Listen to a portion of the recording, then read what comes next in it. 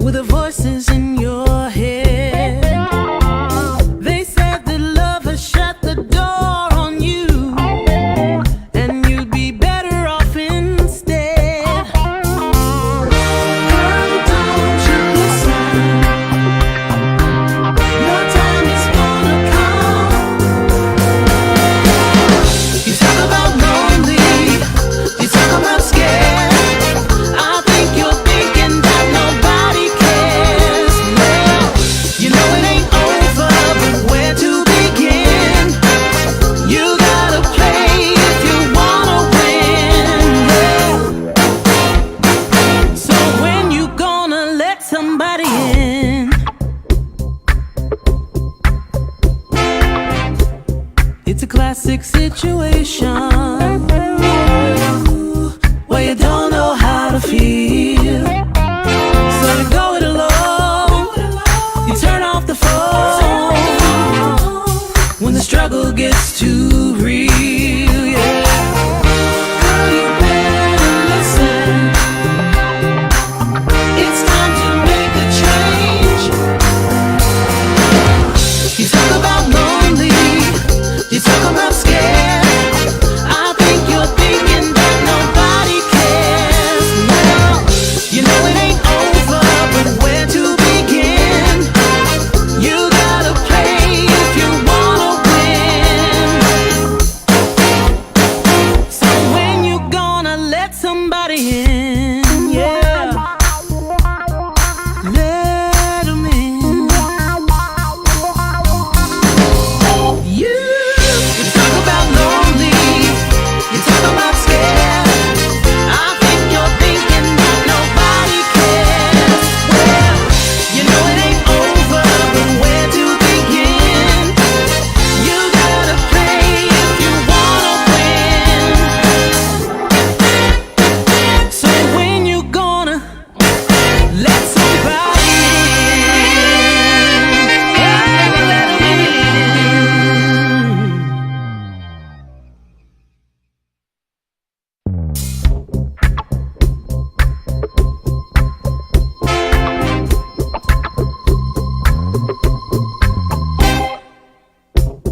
had another rough conversation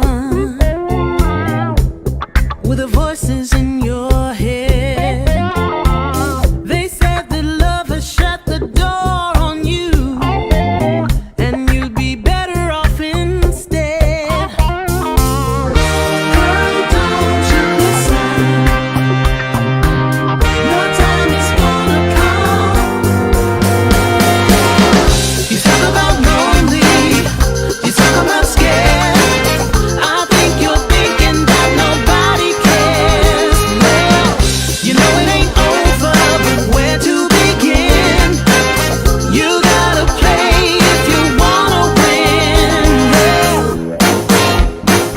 So when you gonna let somebody in? It's a classic situation where you don't know how to feel. So you go it alone, you turn off the phone when the struggle gets too real. Yeah. Girl, you better listen. It's time to make a change. You talk about lonely, you talk about scared. I think you're thinking that nobody cares. Well, you know it ain't over, but where to begin? You gotta play if you wanna win. So when you gonna let somebody in? Yeah, let 'em in. You talk about lonely, you talk about scared. I think you're thinking that nobody cares. Well, you know it ain't over, but where to begin? You gotta play if you wanna win. So when you gonna let somebody Voices, different perspectives, one conversation, This is the UTB Podcast. B-Level, the creator, the vision, the entertainer, built from the ground up, a hustler. Tristan transformation, style on point, presence unmatched, setting the standard, and if it ain't right, he gon' check it. Little Rock Princess. I'm talking about a boss, a master esthetician, a content creator. Beauty, brains, and brand. And trust me, she bout her money. Candy Webb, the planner, the energy, bringing it all together, grounded, genuine, and making every moment count. And for Need P, he's the one we love to hate. He's gonna say the shit nobody wants to say. Turn his mic off now. Jayla with the T, young, smart, and always in the know, bringing you trending topics, celebrity gossip, and the news you can use. Every Sunday at 7 p.m., real conversation, real people, real perspectives. This is the Unpacking the Baggage podcast. Be sure to like, share, and comment. Unpacking the Baggage, the best damn podcast in the world. Now, enjoy the show. Good evening. Happy Sunday evening, broadcasting from the B-Level Entertainment Studios. I'm your host, B-Level. Little Rock Princess. And I'm Tristan Transformations. And we got Anthony P somewhere. He is late as usual, always. unorganized. I'm no sure the people call, used to no it by show. Like Tristan, I'm really frustrated with Anthony. You have really got to you've got to do something. Tighten them up. For real. I'm frustrated with him. I'm about to do a live like you did Saturday about Anthony. You fed up? I'm fed When we fed up. We're going to do a live about Anthony after we end this. He next in the lineup. Now, y'all, we're going to wait on Anthony to come in. He should be coming in for long. But today is Father's Day. And by the way, we are going to talk about Tristan's live that he had on Saturday. His social media outpour, disgust, I don't know what to call it, but we're definitely going to talk about it. It's actually in the news a little bit later. So you guys make sure you tune in. Tell a friend to tell a friend that we are talking about Tristan's live. I don't know if you guys are following him, but he had some interesting things to say on Saturday. It's interesting. I missed it. I can't You didn't see it? I'm wait, glad no. you missed it, friend. Well, you'll get to see it. You'll get to hear it tonight, friend. It was something else. Oh, my God. All right, so tonight is Father's Day. I want to start off by saying Happy Father's Day to all of the fathers out there. And I see people talking about, I'm saying Happy Father's Day to the mothers. No, we're not doing that. We're not doing that. If you are a mother, you are not a father. I'm not saying Happy Father's Day to you. This is explicitly Happy Father's Day to all the single mothers. No, we're not doing that, Tristan. Yes, We're not doing that. agree. We're just saying I got me a few today. Happy Father's Day to all of the fathers, okay? Now, we have two situations that we're going to talk about. First of all, Tristan, let these people know what you want them to do as far as sharing the live. I need y'all to please share the live. And once you share the live, comment your name in the comments, and we're going to shout you out. And when you do it, we'll get Priyan to read the comments and shout you out. But put shared, like Tristan said, put shares or add highlights in the comments, and we'll make sure we acknowledge you guys, okay? The first thing I do want to tell you is that On the Level with B-Level happens every Wednesday night, and we're rounding the last week of the month. We are talking to Kendra Pruitt, who owns a company called Solution Seekers. She is an attorney in real life, but she is not a practicing law. She has her own company called Solution Seekers, and we're going to have a conversation about exactly what Solution Seekers are. Join us this Wednesday at 7:30. And then for those of you who do not know, we have added a female to our sports show. Okay. So we've had the two guys there, but we have added LaCheryl Harris. I want to welcome her to the UTB family. She is going to be heading up the sports department. Y'all know we got women in sports these days. So her debut is going to be tomorrow on our UTB Sports podcast. Okay. All right. Without further ado, we are in episode 186.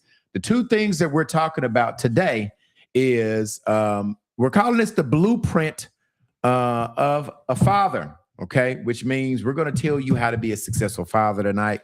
So the two questions that we're going to talk about is, what does it take to be a good father is the first thing we're going to talk about.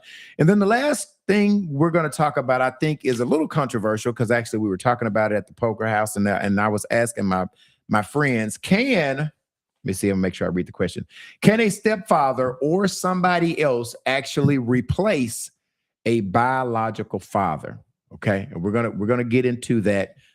Can someone else take the place of a biological father? Okay, well, before I get into it, I always have to do our opening statement, and then we'll get into the conversation. Okay, good evening and welcome to the Unpacking the Baggage podcast, where we're celebrating Father's Day by having real conversations about fatherhood, responsibility, sacrifice, and legacy.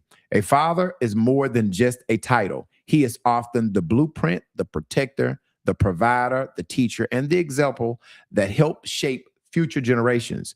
Tonight, we'll discuss what it truly takes to be a great father, the sacrifice fathers make that often go unseen, and we'll tackle a question that sparks strong opinions and personal experiences. Can a stepfather, a grandfather, an uncle, mentor, or a father figure ever replace a biological father? Is fatherhood determined by blood, or is it determined by presence, love, guidance, and commitment? As always, we're not here to judge. We're here to unpack the baggage, share perspective, and be honest conversation that may challenge the way we think about family and fatherhood. Let's get started. Okay, so Anthony is not here, obviously, but I do want Pran Obviously. and Tristan, even though you Lord. guys are not fathers, I do want you guys to help unpack this because Pran have children, Tristan doesn't. But Tristan is like a father to his sister, some of his cousins, Yeah, I always say cousins. My cousin's grown. Okay. My nieces and nephews. nieces and nephews. Okay. So I want you guys to chime in on this fathers. Now, when we're talking about just females, single females that have been doing it all by themselves, right? It sometimes get in the way of our true opinion of fathers today, right? Because we have so many women that are raising kids by themselves. Their fathers are not around. But I kind of want to start off with a simple question of what does it take, in y'all's opinion, to be a great dad or a great father? What qualities, what do you have to do to be considered a great father? Basically what you said in the beginning. Like someone who shows Come a up, little closer. Bring your mic to you, someone Craig. someone who shows up, somebody who's there mentally, physically, all through walks of life. Let me think. Patience. All kind of stuff. Yeah. Just everything you mentioned earlier in your intro. I feel like that what makes the father, not what's in the bloodstream. Priya, what do you think? Yeah, I think so too. I think it's more than just being financially stable. I think just throwing Yeah. money at kids, and that's the same. It go both ways for being a mom, but it's being present, intentional, the guidance, the open communication, the feeling of safety. It's a lot that go with being a father on both sides, to girls and to young men. So I just really think it's not just about money. I don't think it's about blood and being definitely, being connected biologically, but I do think it's about the things that are there to shape a child. Those important factors, morale, integrity, the things that you walking it, not just talking it, showing it, the real guidance, being a safe place for your child so that when they up against something, they don't make the dumb decision because they have that person they can reach out to. We all know that most of the time, most of us believe in what we seen. Right. So if right, you haven't right, seen it, right, it's hard to truly believe it. Yeah. Yeah. I can't pronounce this. They're already commenting. How do you pronounce that name? Look like DeJour. DeJour. Her real name is Brittany, but it's DeJour. Okay. Oh, hey, Britt. DeJour Dior. That's her brand, but her real name is Brittany. I know. Okay. I know. Shout out, and y'all, this is one of my models at the hair show. Shout out to her. She did her thing. Shout out Britt. Yeah. Real quick shout out to Marquez who shared, and our girl Tony. She always on here and she shared. Okay. Also, we cannot forget about Patricia Moreland. Who we love, who we adore. We sending prayers to you, girl. We love you. Okay. Patricia. I was wondering, Patricia has been in the hospital, and I inboxed her like, where you been? I've been tagging her, and she said, B-Level, I've been in the hospital. So she didn't tell me what was medically wrong, but she said that she had been in the hospital. So our prayers goes out to Patricia Moreland, who is, I'm assuming she's home now, because this was like a couple of weeks, or this maybe a week ago when I inboxed her. So y'all say a special prayer for Patricia Moreland. Okay. Will do. Go ahead and read that comment, Priyan. All up here. right. Britt said a man should not half step or do bare minimum for their children. Miss Tony said no, they can be a father figure and provide the love and support, etc., but they can't replace a biological connection. I don't know if I agree with I that don't because agree with that. We're gonna get into that, but we're not at that question yet. Now Yeah. we skipping forward. Okay, We're okay. on what it takes to be a good father. That is the what we're gonna bring the smoke. I promise you. We Okay. were talking about that the whole day at a poker game. Okay. All right. Patricia, So she on. She Patricia, just got out here. yes, Hey, she said girl. right there. Patricia said, "Yes, thank y'all. I am at home." Okay, baby, we're Okay. praying for you. Okay. Can a man be a good father if he didn't see one growing up? Is that doable? I do. Yes. I think so. I actually have, I have a lot of brothers. I have Mhm. one of my brothers and he did not have, well, we lost our real father at a young age. Mm-hmm. And he did not have what I don't want, because it's his perspective. I don't want to put words in his mouth, but I just know he didn't have a father figure growing up. Okay. And he is amazing. I've often heard, either you become that or you be better than that. And he chose my brother Wendell, everybody call him man. He just shows I could not be more proud of him because he definitely made a way without seeing it.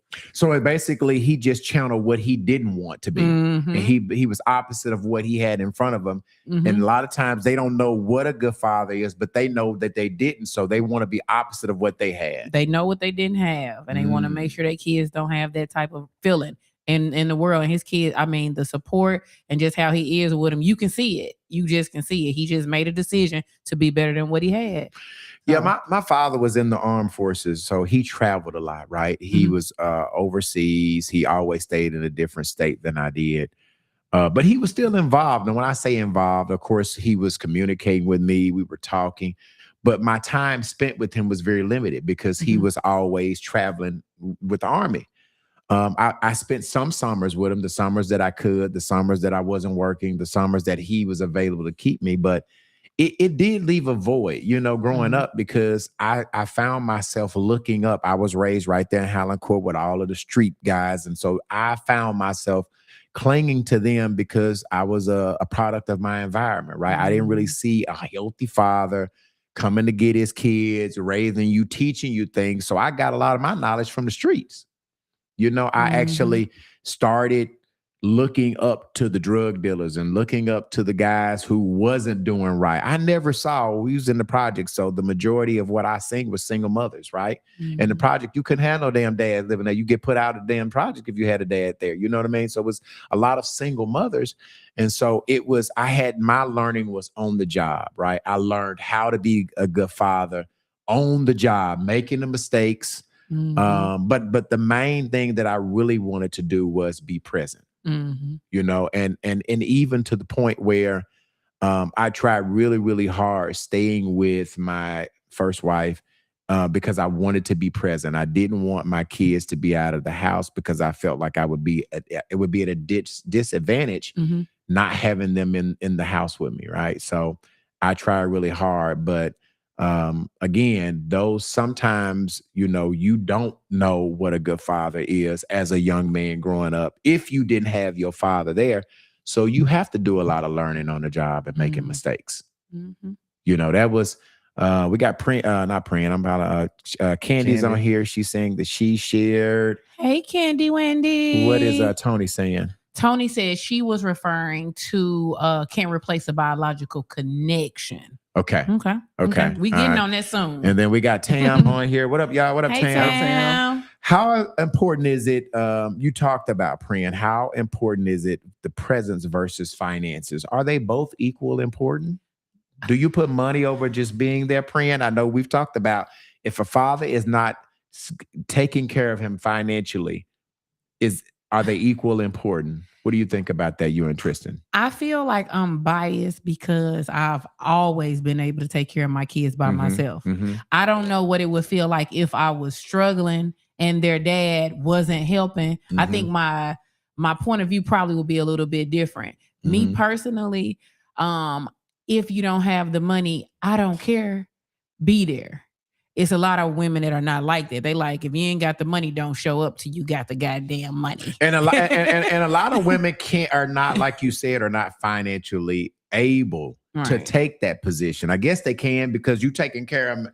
If the daddy don't show up, you still have the You responsibility of still taking gotta care do of it. You still gotta Well, do but- it. And well, I see, yeah, go that's ahead. one of those things where Anthony would say if he was here today, he would probably say that's why you got to choose your baby daddy right. That's why you got to make sure he got some money. You got the things you got to talk about on your first date. Something. No, but people change. You don't really Yeah. know how somebody gonna be until you Mhm. think you know a person until you get pregnant by them, or you think you know a person Mhm. until they broke and they circumstances then changed and you realize that they can't cope mentally because they don't have no money or something like that. And I'm not Mhm. saying I've always had money, but I've always been a hustler. If my kids needed it, it didn't matter what I was going to get it. That's just who I was. So I was more focused on, can you just be present? My first guy that I was with, I was in high school and he was sorry. He's still sorry. He never, but I never talked bad about him. I let his Mhm. daughter see how sorry he was. And I never wanted money. I just wanted him to be a part of it. But one thing about me, you show me who you are, I believe you, right? Mhm. So then when I got married, I was blessed in that marriage to have a real man, a Right. real father. So he's my daughter. That's who her dad. That's who So she we're considered. going, man, we really, Right. we keep getting it. We're going to talk Yeah. about that, how some men step in the gaps, Yeah. stepdaddies and all that stuff. We're going to get into Yeah. that. Candy is saying something. Read Candy's.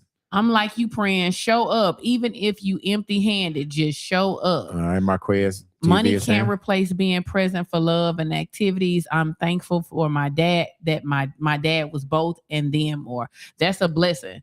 That's a real blessing. And unfortunately, a lot of times moms, because some of the fathers lack, now they have to sacrifice their presence. Mhm, I feel mhm, like that was part of my story. Like because I had to work, because if I didn't, who else was going to do it? mhm. Then now you look up and you somewhat sacrificing being as present as you should. So I feel like it's a huge responsibility of the dad to show up, even if you don't have the money, even if it's just time and picking up so that you can co-parent their child. Because if not, a child is going to find someone to follow. So we're talking about having the financial as well as the presence, right? Are those women wrong if they say, if you do not help me you have helped me create this child, it is your responsibility to help take care of them financially? Are they wrong if they choose to say, you have to show up with, I don't have the luxury of not supporting my kid financially? Are those parents wrong that take that stance?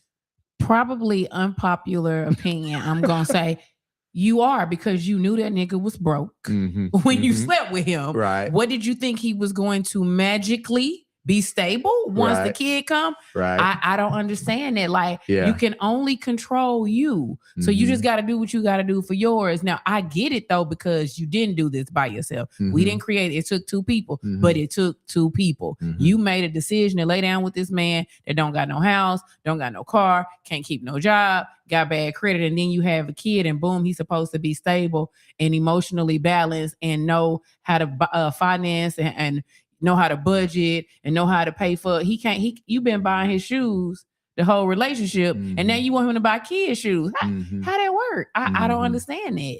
But Mm. that's unpopular opinion, but that's my opinion. Tristan, what do you think? Is a parent, is a mother wrong if she say, I ain't letting you see your son till you come with some paper? I mean, is I she feel like wrong? that's the wrong. I feel like that's a certain type of woman, but we ain't gonna go down that route. Yeah, I yeah. feel like it is wrong because, and I see a lot of people like even when their kids' dad are incarcerated, they like, you ain't sent my kid, you ain't been there for financially. I'm like, bitch, he in jail. Like, how can like, I mean, you get what I'm saying? You know who you had, you know who you dealt with. So I feel like it should be a two-way thing. I feel like both parents should be equally be there. Mm. And I feel like, and like Prince said, I feel like it Hardly depends ever is it that way. it Though. depends I mean, I think on the situation and I think of the mother, whoever has the kids. I feel like it's their.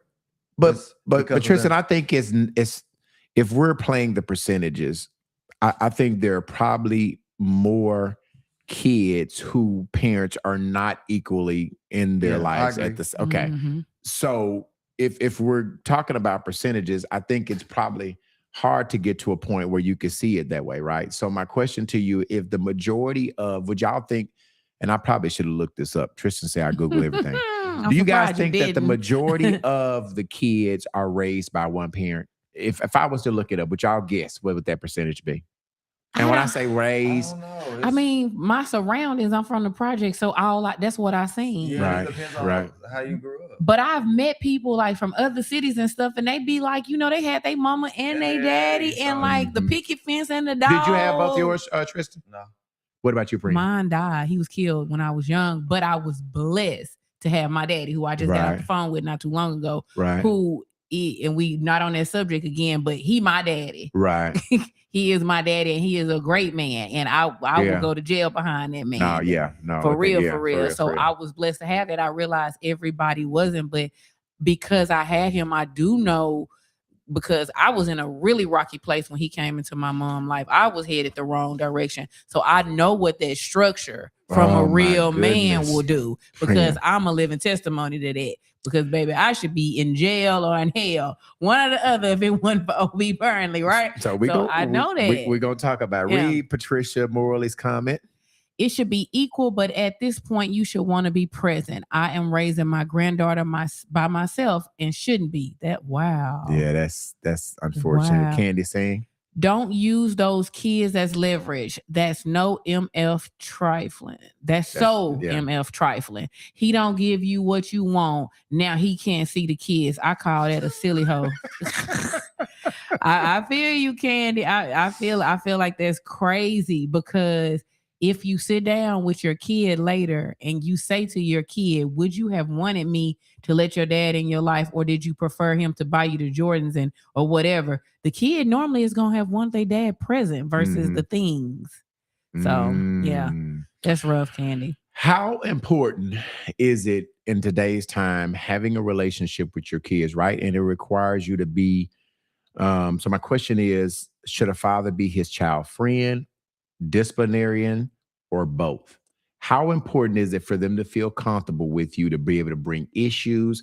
And sometimes that get kind of shaky, Prin, because sometimes, Tristan, that could be like you trying to be your kid's friend, right? And so Mhm. I always say mothers need to be the mothers and not these kids' friends as well as fathers. But you do have to have a rapport where they feel comfortable with talking to you about things that might not be daddy like or mother like, or dating Mhm. situations. You know what I'm saying? They have to. So how much should a father be a discipline, and how much should a father be that kid's friend? I think you got to be a disciplinary. Yeah. And even though I'm the type of person who absolutely hate a disciplinary when it's coming towards me. And when I was younger, I couldn't stand it. If you say right, I'm saying left just because you say it right. But in hindsight, when you grown, you realize what you needed. I'm a little bit different with my kids. And my mama used to say, like, old school, they just weren't like how we are now. Oh my goodness. Like my mama, she couldn't understand the conversations me and my kids was I hate having it. when they was 10 and 11. But my thing is, I'm like, if I don't talk to them now, if we don't provide this safe space right now, they are going to take advice from their friends like I did, and they're going to get in trouble, or they're going to be pregnant, or they're going to be worse, dead or in jail, right? So I think I think it's hard on fathers. Because Yeah, it really is, because because you're masculine, you're already taking like when you serious and when you discipline, but we need it. Mhm. I think it's very important. But then I think when a kid know that the person that is disciplining them loves them, Mhm. it changes things. So anything you do with love is what you're saying. Yes. Tristan, what do you think? How much a father should be a disciplinary versus being that kid's friend? I think it should go half and half. I feel like discipline definitely should be there, but it needs to still be love there. Yeah, Mhm. you have to balance both. Yeah, balance both. Because I know some fathers are hard, and it fucks the kids up. Mhm. Yeah, I Like, think where's I the- get blamed but for it that too, was- right? It was the love. Where's the love in it? Like, You was too hard. I You think rough? well, don't I get it. definitely show my kids a lot of love, and it'd be interesting to know what they would say. Obviously, yeah, and I'm glad you said that. Like, we talk about this topic all the time, but like nobody ever does a podcast and asks what the kids feel like. Mhm. We talk as adults, but we never feel like Mhm. how does it affect the kids? We're talking for them. Yeah. Like, we never ask the kids how do they feel. We should get some kids. Some of Yeah, our kids I on feel here. like we should. I'm scared with my kids. Say they crazy as hell. Well, that's a good Mikey, idea. you seen AJ? Yeah, that's a good- My yeah. kids crazy. That is crazy. But they mine. But as I was saying, Taylor was here with me this weekend, and we had a long talk about how grateful she was, the way I was in her life. We talked about her brother versus his dad, because she has a brother that has another father. We talked about her and Tegan spent this weekend with me. I was really grateful that they came, and I got to spend Father's Day weekend. But I'm saying I just feel like this gentle parenting, and that's what I call this new way of parenting, right? Because I'm old school. My mother, we were afraid to get in trouble. And all the times it's not great to have your kids fearing you. Mhm. But I'm just was one to raise you whoop ass. You don't spare that ride. You whoop some ass, and you know what I'm saying? No, really, I did it. I got a lot of ass whoopings. So in my house, I gave a lot of ass whoopings. So it's difficult for me to go to this, what I call gentle parenting, the sitting down and, being the friend and wanting them to come to you. So but that's why it takes two, right? It takes a mother that can maybe be a little gentle, and it takes a father that has some fear in these kids, because when you fuck up, you're getting your ass whooped. I think it should be a balance, and that's why God he made for both of them to be in the life, right? When it's just one, the kid is missing something when they don't have both parents in their life. Do y'all agree with that? I do, no matter how, man, there's some great single moms out there. Like, seriously, there's some great ones out there. I've seen it, I've witnessed it with my own eyes. But from young men that I've talked to, it's still a void there. It's only so much us single moms can do. I can't teach you how to be a man. I can teach you how to be respectful. Right. I can teach you how to have morale, ethics. I can teach you discipline. I can teach you, but I can't teach you how to be a man. I can't teach you how to be a father. That's why that's a lot of our problems we get with these boys. We have a baby bomb, and then we want to teach them how to be a father to the kid. They wasn't a man yet, right? Right. So I do think dads have it pretty hard. Marquez says he looked it up for us. He Okay, Googled go it. ahead. He says 21% raised by single mom, while 4% raised by single fathers. There are I know quite a bit of single fathers, though. So he's saying 1 out of 5 mother is raising kids versus a small percentage of fathers raising their kids. Okay. He said he found that through the Gemini search, which is just like Google search. Okay. Marcella Town Wilson, what's up? What's Hey, up? What's Marcella. up? Hey, Marcella. Candy said that'll be dope episode to bring our kids on here. Ooh, Anthony child. saying he's trying to come in. He ain't showing up there. Yeah, he's saying something about late. Yeah, turn. We took you off the Anthony is late. This time this ain't no record, because the week was a record. Oh yeah, when he was gone, when he was a week late. But this time, what time is he about? He said he's been trying to 30 get minutes in. late. I told him to do a restart. Okay, so all right, here's a question that I really wanted to ask y'all, which this is a great question. How do you balance spending time with kids that does not live in your house versus the kids that's in your house? Say you have some kids that are young that are in your house. So how, as a father, how do you balance that time with maybe your kids that you've had with other women? How do you balance so those kids outside of the house get some of the same love as the kids that you see every day? You can walk in the room and you can talk to them, or you could have a relationship with them, or you're spending more time with them because they live under your same roof. But how do you balance that time-wise? That's why I feel like dads really have a hard job. Seriously, because we the mamas, the kids with us, period, right? They gonna be with us, right? But then you have the dad who care about his kids, and it didn't work out with the mama. Now he in a new relationship, and he's living with this lady and the kid they done had, and it's seeming like that kid is winning because the dad is there full time. That is hard. I mean, and you have to be so intentional. You cannot play with it. And no matter what you do, I think the kids outside of the house is going to feel like you're spending more time with them. You're buying them more things. You have a favorite because you're literally in the house with them. There's always going to be a resistant or in their mind feeling like, okay, you get the benefit of seeing him early in the morning, right? I mean, it's just like Christmas.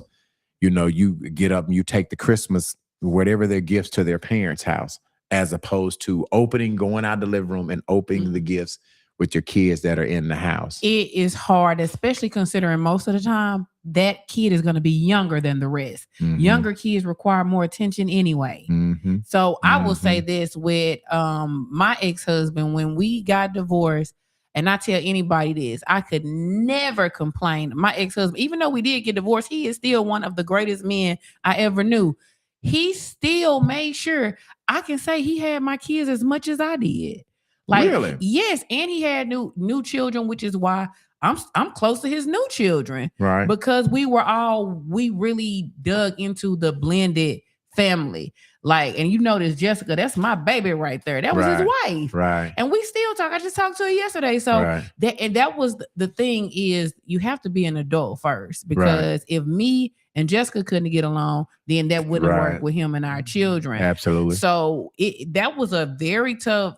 So let me ask you this. A lot of times women still be in their feelings. So when y'all got this divorce with Mhm. Arthur, how long was it before he married Jessica or Ooh. started dating Jessica? I think a couple years, but I'm the one who told him to marry her Really? when I met her. Yeah. Okay. I was like, she So it was- genuinely loved my kids. Yeah. I seen it, and that's all I needed, because the other ones he had dated, baby, I did not like them. Wow. I was like, you need to marry her. She really loved you and my kids. Right. And I knew that was going to be a problem for me, because I was a fighter back then. If somebody didn't like my kid, it was going to be a problem. Hey, Chris, my kid, his brother on there right now. Yeah, he said, "Ooh, this is a tough. This convo is tough."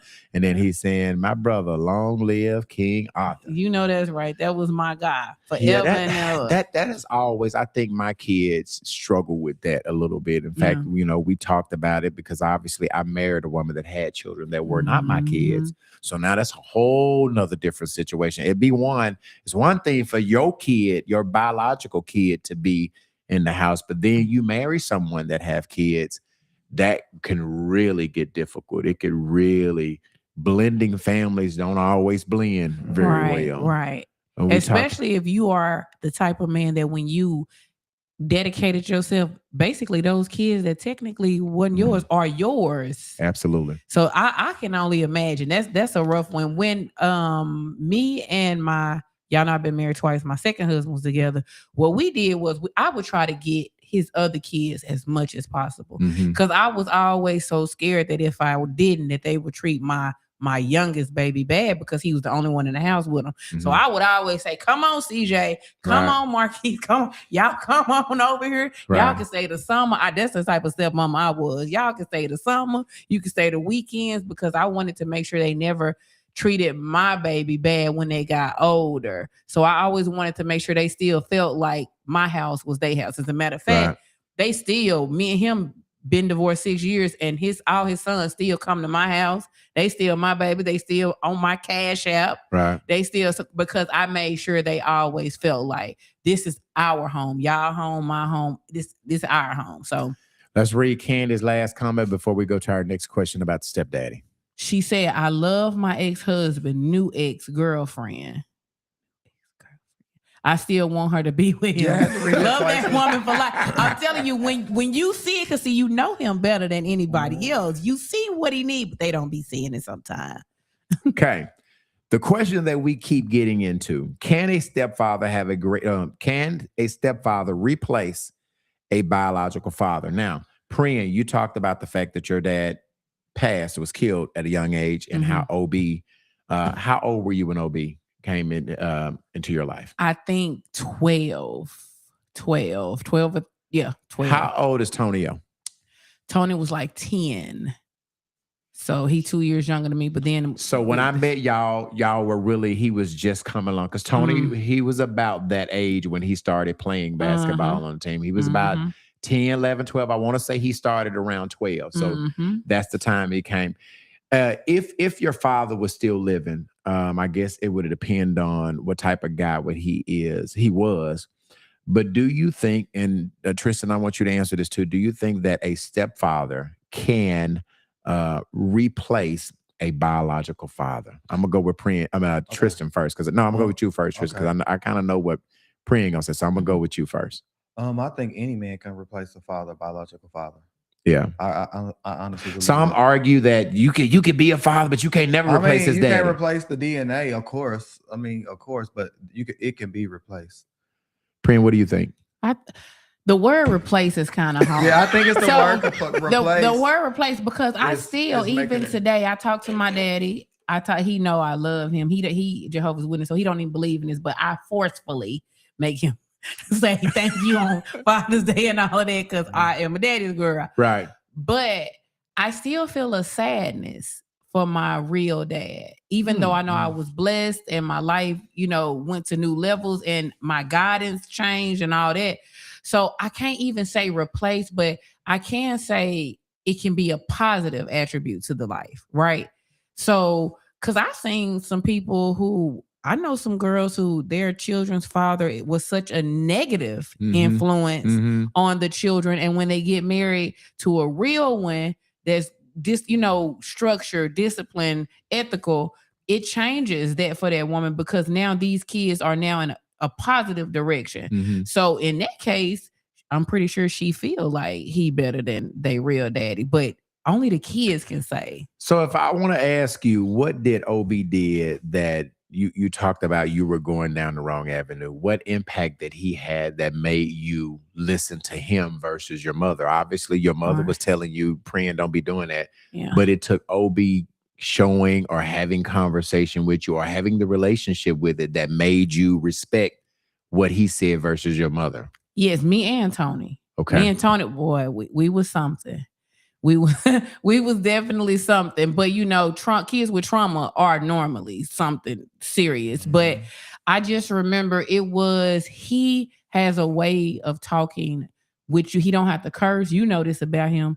He can talk to you and you will feel like this because you made such a dumb decision. And he's simplifying it. It was just the way he explained things. I've never seen him yell, but that was a lie. I did see him yell several he times. Yell. I Yeah. did see him.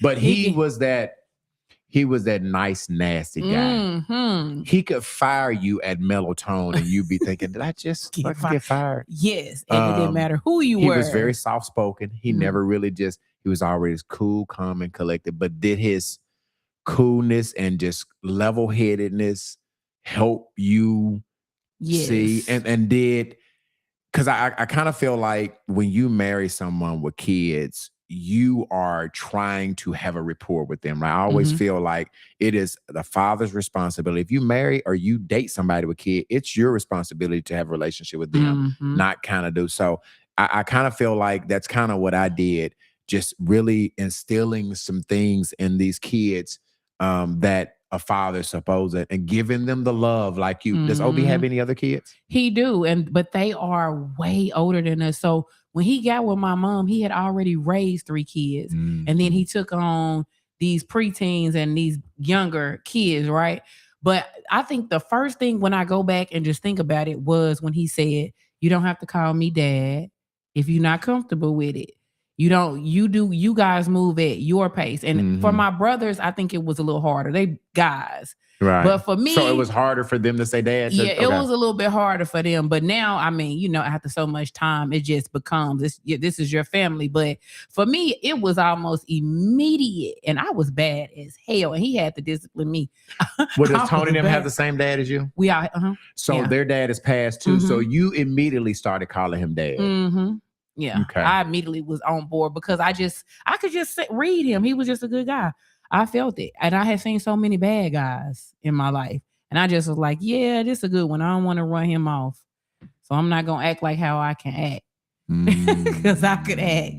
But just the coming from a place of love and the logic, the way he talked, like it was just something different. And I tried to do that with my children. Like I try to tell them, like anybody who you done seen me and my son together, we straight up, I'm looking at you eye to eye when you're doing something wrong. And I'm going to tell you logically, why did you do that? This is this. I'm not going to act like it's the worst thing in the world, but you need to fix that. And that's how he was with me because I was just bad. I was very bad. And my mama just did not know what to do with me. Well, and look like, your situation was, I mean, it's not a great thing that your father had passed, but it probably makes it a little bit easier on OB because he didn't have this guy coming in and out, right? It makes it harder when you do have a biological father that either he is in or out. And it puts sometimes in the kids in a really confusing place because now I got these two people, that, one is dating my mama, or one has married my mama, and one of them was with my mama before, and that's my real dad. So now it seems like you're choosing Mhm. as a kid. Yeah, I can imagine. Like my kids did really good with it. But I always talk to them. And I used to be like, if y'all don't like them, let me know. And would you really not date them if they didn't like them? Listen, I have made decisions based on them, but then AJ, my middle one, boy, I just had AJ was something too. He was like me and Tone. Mhm. And so I learned real fast. Kids are so smart. They will play you against your ex-husband, your current person you with. You have to really, communication was just huge in our household. Let's see, we got Scott Hamilton. Hey, What's Scott. up, Scott? What up? He's saying Happy Father's Day. Happy Father's Day. Patricia They saying. absolutely can replace one.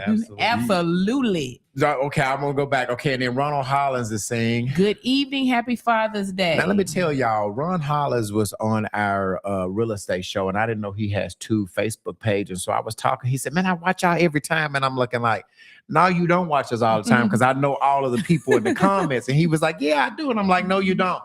This is Ron's tax service, so he has 2 pages.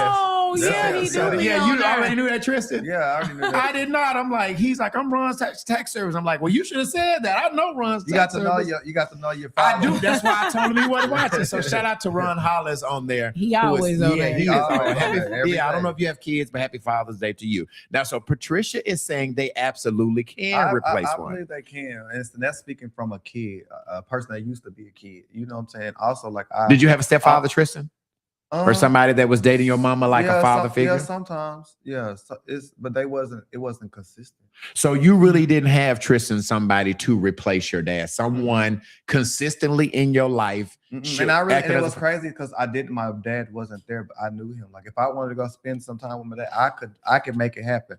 I want to go see my dad. My mama would take me, but it wasn't like he was coming on his own. You get what I'm saying? Like I knew my cousins, I'm close to my uncles, his brother. I'm close to all of them, but like it would be something like I want to do, something that I wanted to do, not versus, hey, son, you want to come see me? Or I remember being with my dad, him coming, we spending time together, but it was something that I wanted to do, not something that he did. So he never So just he said, was there, but wasn't there. Like I knew his number, knew about heart. He had the same. How far did he phone live number. from you?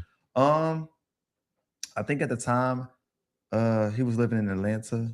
So he wasn't in the same No, he state wasn't as in you? the same state. Oh. I was in Missouri. I grew up half my life in Missouri. So that makes it a little bit more difficult, Tristan. No, if it he ain't. was, well, I'm saying it does No, it because I don't. have. So let me explain why. I have kids that live in Texas, right? And they moved there when they were 8 and 15. Now we talked about this weekend. I made such a great relationship for the time that I had with them that it made it okay when they moved. But Exactly. But what I'm saying is that's not always the case. Let's say, immediately as a toddler, he moves out of town. It makes it really hard to establish a relationship with a kid when you're hours away from him. That's understandable. I thought about all that growing up. Like when I got older, I still think about that today. And I'm 36 from 16, 17, and 12. Like I think about all that. That's why I have a great relationship with my mother, because some of the stuff I didn't understand then. Now my adult days, I'm like, oh shit, my mama was a kid when she had me. That's why she did this. That's why she did that. That's why she was so mean. This is why she was so this. And then for my dad, it was like, okay, what was your excuse? You know what I'm saying? So like that's why I have that. Did he have multiple kids, or were you only his? My dad has a lot of kids, and that's why I extend him a lot of grace, because him having all those kids. How many kids he got? My dad has over 15 kids. Wow. Damn. My dad has a lot of I kids. bet he fine. That's what they say. That's what they say. I bet he fine. He has, The my dad one has a lot of kids. I bet he is And that's fine. what people in our hometown joke us about. Your daddy you look just like your daddy. You so fine. Your daddy was this. Your daddy was the man. And all Your that's dad was a great. motherfucking player, wasn't he? Yeah, all that's great. But I wish I would have experienced that with him. You know, Yeah. you get what I'm saying? So But the fun fact, I can call him today and I can talk to him for hours. And that's because I can call him and do that. Like I feel comfortable enough to call him. But sometimes I do wish that he would be like, hey son, what you doing? I'm just checking on you. Blase, no money, no nothing. Just how you doing? I know you have a lot going on, or whatever the case may be, but sometimes I feel like just a phone call or just something, just acting like you, not acting or making a person feel like you care. I think that goes a long way versus them funding anything, funding your business, them being there for you financial. Just having somebody there, a male figure that's showing that showing the person that you care. You get what I'm saying? Yeah. Yeah, this is crazy. That I'm gonna Spreading ask it you between this. 15 I'm- kids. Yeah. And when I really don't even like talk about this stuff. That's why. Well, I'm gonna ask you a stuttering and question stuff. because I really think don't- it's. I really didn't even want to come in today. I know, hate I these know, I type know. of- But listen, I do because want it's to kinda ask you when touchy it's for talk me. about dad, and this is a question that I think I often, as someone who interviews, I always want to ask the questions that I feel like people want to know. Do you feel like you know, not having your dad in your life caused you to be gay? And I said cause. That probably No, is a bad way to say it. I think you're saying it wrong, but I know what you're trying to say. Yeah. Because Do you think that assisted? Do you think if you had a tough dad around? I think it assisted with it because all I seen was my mom was a woman, a feminine woman. You know what I'm saying? But however, she was still. I was scared of her. Like she still was stern. So like, Right. I don't know. I think it did play a lot. I feel like if my dad was there, I would be. I don't know. I don't think I would be. I don't think I would have came. I don't think I would have leaned toward being gay. You know what I'm saying? I think it influenced it a lot. I mean, that's very transparent of you to even say that. I'm sorry. Y'all get on my nerves. No, go ahead. I hate Go talking about ahead. this stuff. I feel like it had a lot to do with it. Like, because at first I didn't know what gay was. And a lot of people, like, I used to hear, oh, is he going to be, you know how kids' parents talk. My mama was 16, 17 when she had me. So as a 20-year-old with a 4-year-old, 5-year-old, and you have me, your kid by yourself, my mama always had me. So it's like, I've been around my grandmother. My grandmother was young. My grandmother was my age being a grandma. You get what I'm saying? So like, I was always around women. So I feel like that had a lot to do with it. I was more feminine just because I feel like I was more feminine than gay. You get what I'm saying? I feel like people pushed me into that narrative. And I feel like I didn't have nobody to let me know what the difference was. So boy, you better quit switching. Get your ass over here and go play with the boys. Get your ass up and go play with the boys. I'm like, shit, I don't. And then also I had a lot of other influences like with molestation and stuff like that. So I feel like I was supposed to be that way because everything connected back towards that. And I feel like I was tried like that because I was feminine. Yeah. And I feel like I would have grew out of that. I see a lot of boys that are feminine, but they grow out of it through time because they have a parent or they have a father come in on later on in life. You get what I'm saying? But I feel like if I had my father, I would probably be in the sports or I would have been showed a different light than what I was shown. Not that I was shown from what I seen. You get what I'm saying? Absolutely. I feel like a lot of men need to hear that. Yeah. And I'm and not then, like, saying it didn't help none that he gonna be gay.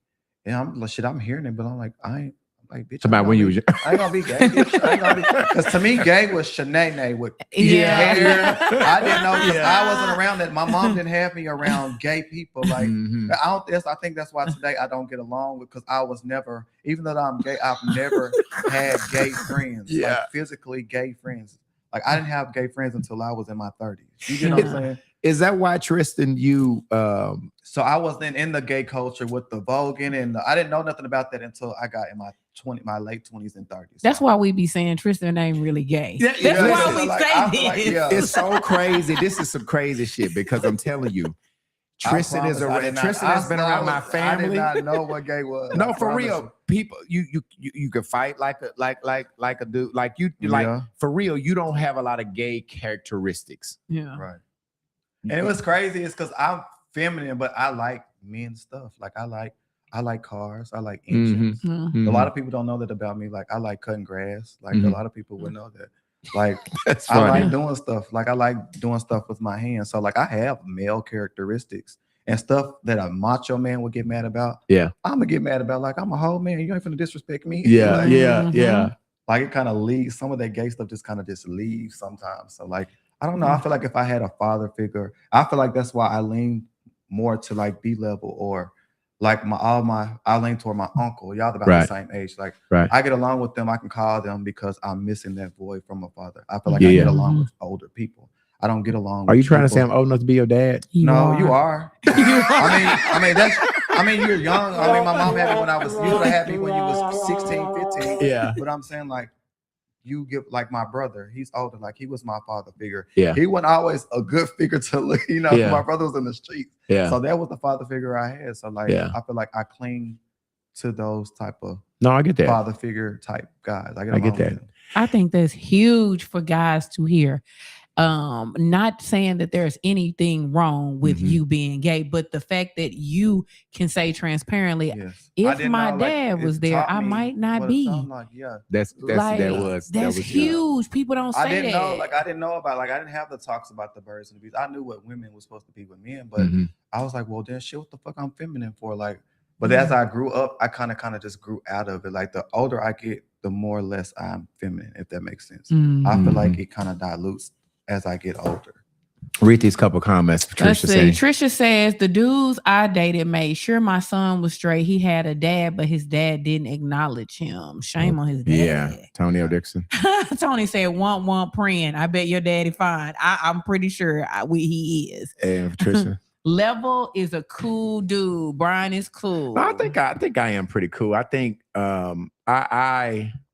so my relationship with Tristan is I allow him to be who he is, right? Tristan is like he's met my family. My family love him. You know, some people might be tripping like, how the hell you can hang with somebody gay? Like that don't matter. Tristan is like my little brother. You know what I mean? Mhm. And I always try to support. Anytime he calls me, I'm gonna show up and support whatever he asks me to Get do. me out of jail. Yeah, I mean, get him out of jail if he go to jail.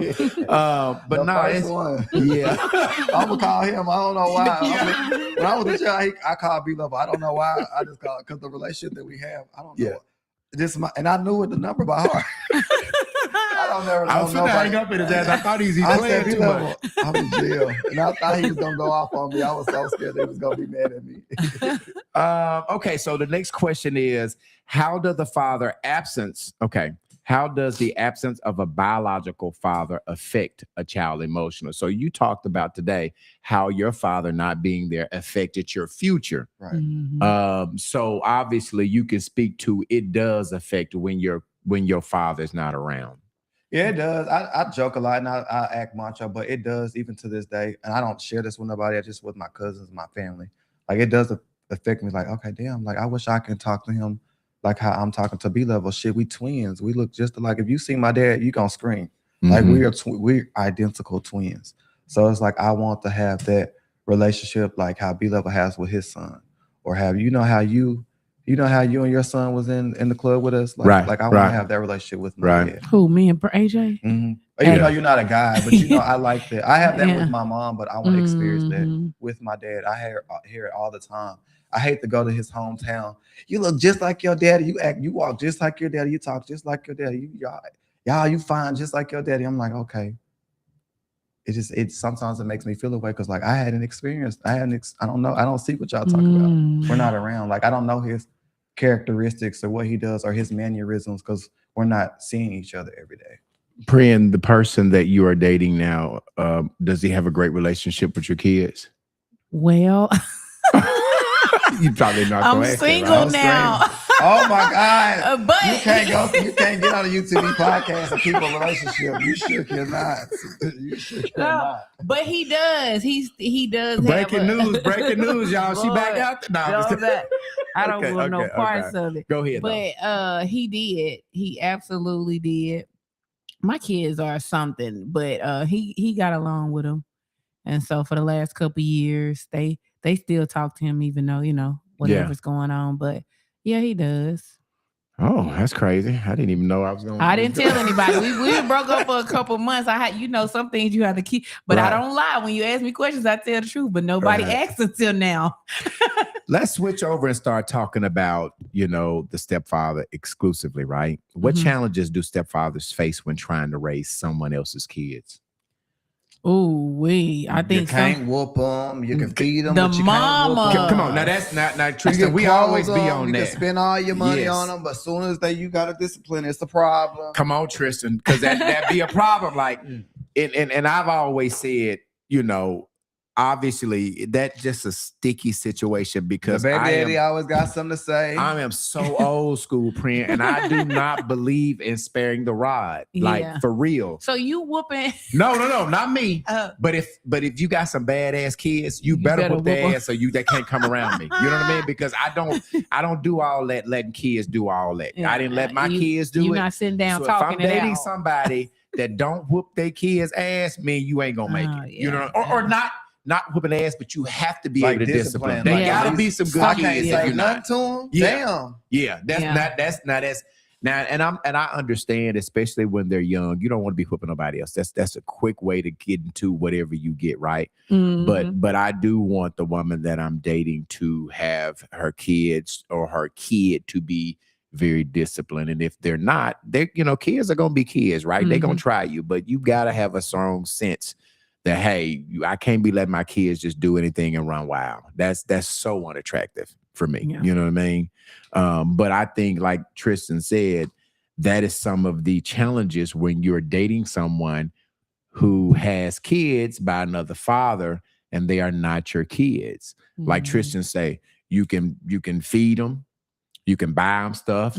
You be the first one they call if you dating them and they need something. But now you can't punish them. You can't take their damn phone and you can't whoop their ass. Like Yeah, that's crazy. that's challenging. So do you think, okay, so example, you in a relationship with a woman and her kid's bad as hell and they do some now, say for instance, they little girls. You ain't trying to be whooping on nobody No, little no, girl. no, So no. what you want her to do is go beat the hell out of them. Well, I'm gonna and get them say, in line. a lot of times I'm gonna say you need to whip their ass. Yeah. Like, stop all that talking, that general. I mean, like, you need to whip their ass. Yeah. And if they're too bad, then I'm not gonna even deal with her. You know what I'm Yeah. saying? If you got some badass kids and you not whooping their ass, Yeah. I ain't gonna That's deal gonna with them. be a Now, if you problem. have some little boys and hey, I can help you out with these little boys, and because sometimes you do have to kind of gut check their ass. You know what I'm saying? Not beat them, Yeah. but when they daddy not around, now it depends on their father too. Like a Mhm. lot of the people that you date, if they have current fathers in their life, then you don't really have that issue, right? Because, Right. but I'm only speaking with the females that don't have their fathers and their kids' fathers in their life. Like if their dad is in their life, hey, that's you and the dad. I ain't in that. They ain't got nothing to do with it. I ain't finna be putting my hands. But there are some situations who are single mothers who are raising some boys, and Mhm. might be some girls, and they dad ain't nowhere the hell to be around. You just cannot have no badass kids. You have And they got got to. babies, kids. Yeah, you got to be able to do that. Now we asked about the discipline, but should a stepfather discipline a child the same way he disciplined his biological child? Ooh, I don't know. I think that's kind of different. I think because with your own kids, you can go crazy on them sometimes. Not saying it's right, but we will because that whole God, I'm finna take her out this world. You gave her to me. Right. Crazy. I'm gonna give her back to you. I think sometimes our own kids, we can almost really lose it. But I don't know. I think there has to be some serious communication. That's for sure. Now I can tell you this: nobody has ever whooped my children other than their father. Well, again, Arthur was to Destiny that he's her father. So he whooped her, but that's because I knew he was a real father. She didn't know he was not her father because he came when she was so young. But for me, when they got older and it was just me, I'm gonna handle it. You ain't got to do. You probably gonna have to grab me from pull them off of them. Yeah. Yes. I was really lucky because my ex with Shanetta, she really trusted me, right? Mhm. And she did not have a problem with me discipline. Now I later adopted the kids, right? Mhm. So them your kids. Yeah, they my kids. But Mhm. before they were my kids, I were able to discipline. I didn't whoop the girls. Mhm. You know what I'm saying? She had one boy, but I tore his ass up because Mhm. sometimes you need, and his dad was nowhere to be around, right? So I was it.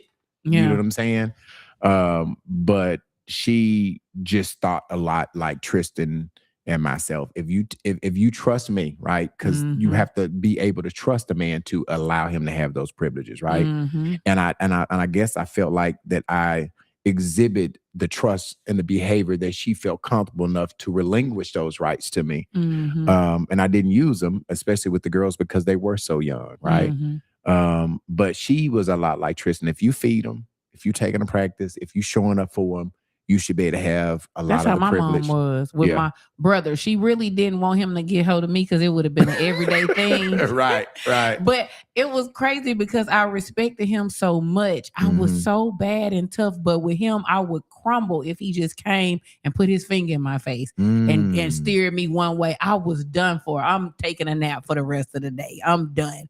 So, but for my brothers, it was just like that. He could once we got to a certain space, he could discipline them, but she would try to handle me, but she couldn't handle me. So he still would have to come in there and be like, sit your down, right? Like, I'm sorry, Daddy. Yeah. But you know, dads, y'all have it hard. Stepdads have it hard. That's not easy. We often talk a lot about dads, but we don't really talk about the stepdaddy, right? He is taking care of somebody else's kids. He don't have all of the privileges. He don't always. We're talking about this last question, not really last. Should should children feel obligated to honor their stepdad on Father's Day, or do you allow your kids to say, I have two dads, right? Do you allow your kids to say, I have a stepfather who is, married my mother. He's been in my life, but I also, I'm going to honor and acknowledge my real dad. You know what I'm saying? If your dad ain't shit, do you make your kids? I still want you to acknowledge him. Hell your no. dad. I feel like Hell no. He better be glad I don't feel like name calling on him. No. He's sorry. He gonna be sorry on Father's Day, just like he was sorry on Mother's Day and Christmas. Right. So no, you do not. I one thing about me, and I don't know. I'm not gonna call it the new age parenting, but me and my kids, we gonna talk about it, and I want them to be real, and I be very real with them. What I never did in life was talk negative about that man. But if you do, I'm with you on it, because you seen what I know already. Right. I'm not making you call him. Because it is the adult's responsibility to care about their children, check on their children, make sure their children good. Shouldn't no 10-year-old be calling daddy, hey daddy, just like checking Tristan is on saying, you. he asked to go and talk to them, not his dad asking them. So on Father's Day, no, you don't gotta acknowledge that Negro. No. Who? What's his name? Who? What do you think, Tristan? I think you were getting I ready. feel like kids in today's time are pretty smart. I feel like if they want to acknowledge their stepfather or whoever they consider their father, they're going to do that. What's crazy, my nephew, he's 13, and I wasn't expecting for him to text me today. He was just like, Happy Father's Day. And I'm like, okay, he sees me as like a father figure. And it's like the kids are going to have their own assumption of their father figure. So the kids are pretty smart. They know who their father figure is in life. Patricia said, hell no to the no. Hell no to the no. And then she said, I mean hell no. Trisha got some stuff going on. Trisha, I'm with you. Patricia, I'm with you. When you right, baby. I'm with you, okay? Priya, we talked about that. What is the best way for a stepdad to earn the child's trust and respect? I think it's just to really care and love. I think kids are so much smarter than adults. Sometimes they too smart for their own good. They be sitting back watching. They know that you don't like them and you just want their mama. Kids know these things. They see it. They know what to say to stir up things. But I think if you really, really are being intentional, you show love. People cannot take discipline from somebody they feel that don't love them. It's going to always go wrong. It's going to always go wrong. I had an auntie like that thought she was going to whoop me. You are not going to whoop me because you don't even like me. Yeah. It's not happening. So you might as well call Crystal and OB because we going to tussle. Right. That's just what it's going to be. So kids can take it from a loving place, just like even at my school. I am rough on my students sometimes because right is right and wrong is wrong. But I start off always showing them how much I care about them. Yes. I tell them how I care about their future. Yes. I'm online with their goal. My goal is to graduate you, get you your own this. And I tell them the first day of school, you're not going to always like me, but just know the person I am today, I love you and I'm caring about your future. That's the same person that when I discipline you or tell you wrong, you're just going to have to take it to the chin and keep on moving. Right. So I think that's why ain't none of my students ever beat me up. Because it's done with love. Because they know I really do genuinely care. But when you wrong, you wrong. Somebody got to tell you. What makes someone a father? The bloodline or the relationship? The relationship. Yeah. Bloodline don't really mean anything because you got my daddy's blood. If you ain't doing anything to cultivate that relationship, that's always a crazy thing. It's so crazy because like you got so many kids that go off to the NFL, right? And you got stepdaddy taking them to practice and helping him throw the football and all that. And just as soon as his ass get to the NFL, here come his biological daddy. Yo, what's up, Junior? What's up? He been And- watching too many Tyler Perry movies. Nah. But go ahead. No, that's But- real. No, That I know. happened. That happened a lot. Yeah, it does. Do you feel like, and this is the last question, do you feel like even though someone is good to you, kids always want to know and meet their biological fathers, to know where they came from? I think that's a human nature. Yeah, Yeah. that's human nature. Mhm. They want to know who their people is. Yeah, because even my kids, because they know my daddy's dead, they have sat and just asked me all kind of questions about him. Because even though oh my goodness, they love my daddy. They love Obi. they papa. That's Mhm. that is they papa, especially AJ. Mm-hmm. They love they papa. But it's been time they come like, did your daddy have light eyes? Mhm. And they just ask questions. What was his? They want to know his temperament. They want to know because he was a boxer and Mm-hmm. So Brent, how old were you? You say you were young. I was very young. I was 8. He got killed in front of me and Tony. But Yeah. she was 8. So you do have some memories of Oh your yeah, dad. I remember my daddy. Yeah, Okay. yeah, he was something. Was he a else. good guy? He was. He was a really Okay. good guy, but he was tough. He was kind of like you. Discipline. I got plenty of whoopings. Yeah. I got more whoopings than everybody from Yeah. everybody. Yes. What? Nah, did. I mean, really, that just, to me, I believe, I was telling last night, Taylor was here with Tegan, and she's 2, so she's terrible too. And she must have did something and hit Taylor. When I tell Taylor tore her butt up, and most grandparents would be like, don't be hitting. I'm like, nah, whip her ass. She Get needed. her. Get She her. needed. Because you do not spare what they spare the ride sport. You do not spare that ride. Ooh, you got yes. to get some butt whoopings in my house. That's just the only way. I don't whoop my youngest, the one that's 16. He's just so different than the other ones. He's quiet. And don't that need it? bothers, he don't need it. And Yeah. that bothers his siblings. They can't stand it. They say, you beat us our whole life. He ain't never had. I have whooped Prince probably 2 times in his whole 16 years of life. Really. Yes. Now, the other day, I told you almost about to get it. They Boy, say the older you get, the softer you get, though, I ain't Prince. soft. He just don't need it. He just don't need it. Okay. He just don't need it. All right, that's cool. Let me do the closing statement. Then we're gonna go on to the next scene. Right? Okay, Tristan, seems like you're nice. You got to bring your mic. Somebody saying it seems like your mic is low. Tristan, you got to get closer to that mic. What you want to put my mouth on? I'm close. No, you're not. Kiss Let it. me turn you. What? Let me. Give me. A You gotta test. let your bottom a lip test. touch it Give like me my this, test. Tristan. It's right here. Cut your mic up. You gotta let your bottom lip touch it like this. You see how mine do it? Mm. All right, let's see. Okay. Let me do the clothing statement. All right. I think that was the opening statement. Here's my clothing statement. All right. Nope. That's what I don't even know where it is. I may have lost it. We don't worry about it. Okay. All right. We're gonna go to the highlight hustle. Tristan, are you ready to do your highlight hustle? Hold on. Yes, I'm ready. You ready? All right. Let me do your favorite drop, and then Here I'm we gonna go. get in the booth myself and do my drop my Get own in there. self. I'm telling you, Get it before out. we get sued. It's on the way. They can't stop the hustle. Made a meal without a deal. I got it off the muscle. Damn. They can't stop the hustle. Now it's time for this week's Hustle Highlight with Tristan Ha. All right, Tristan, who you have for the highlight hustle this week? We got Wing Express. Y'all give it up. Can I get the clap for Wing Express? Yes, we got Wing Express established in 2024. They got great wings. They was actually on the news back in 2024. They have mozzarella.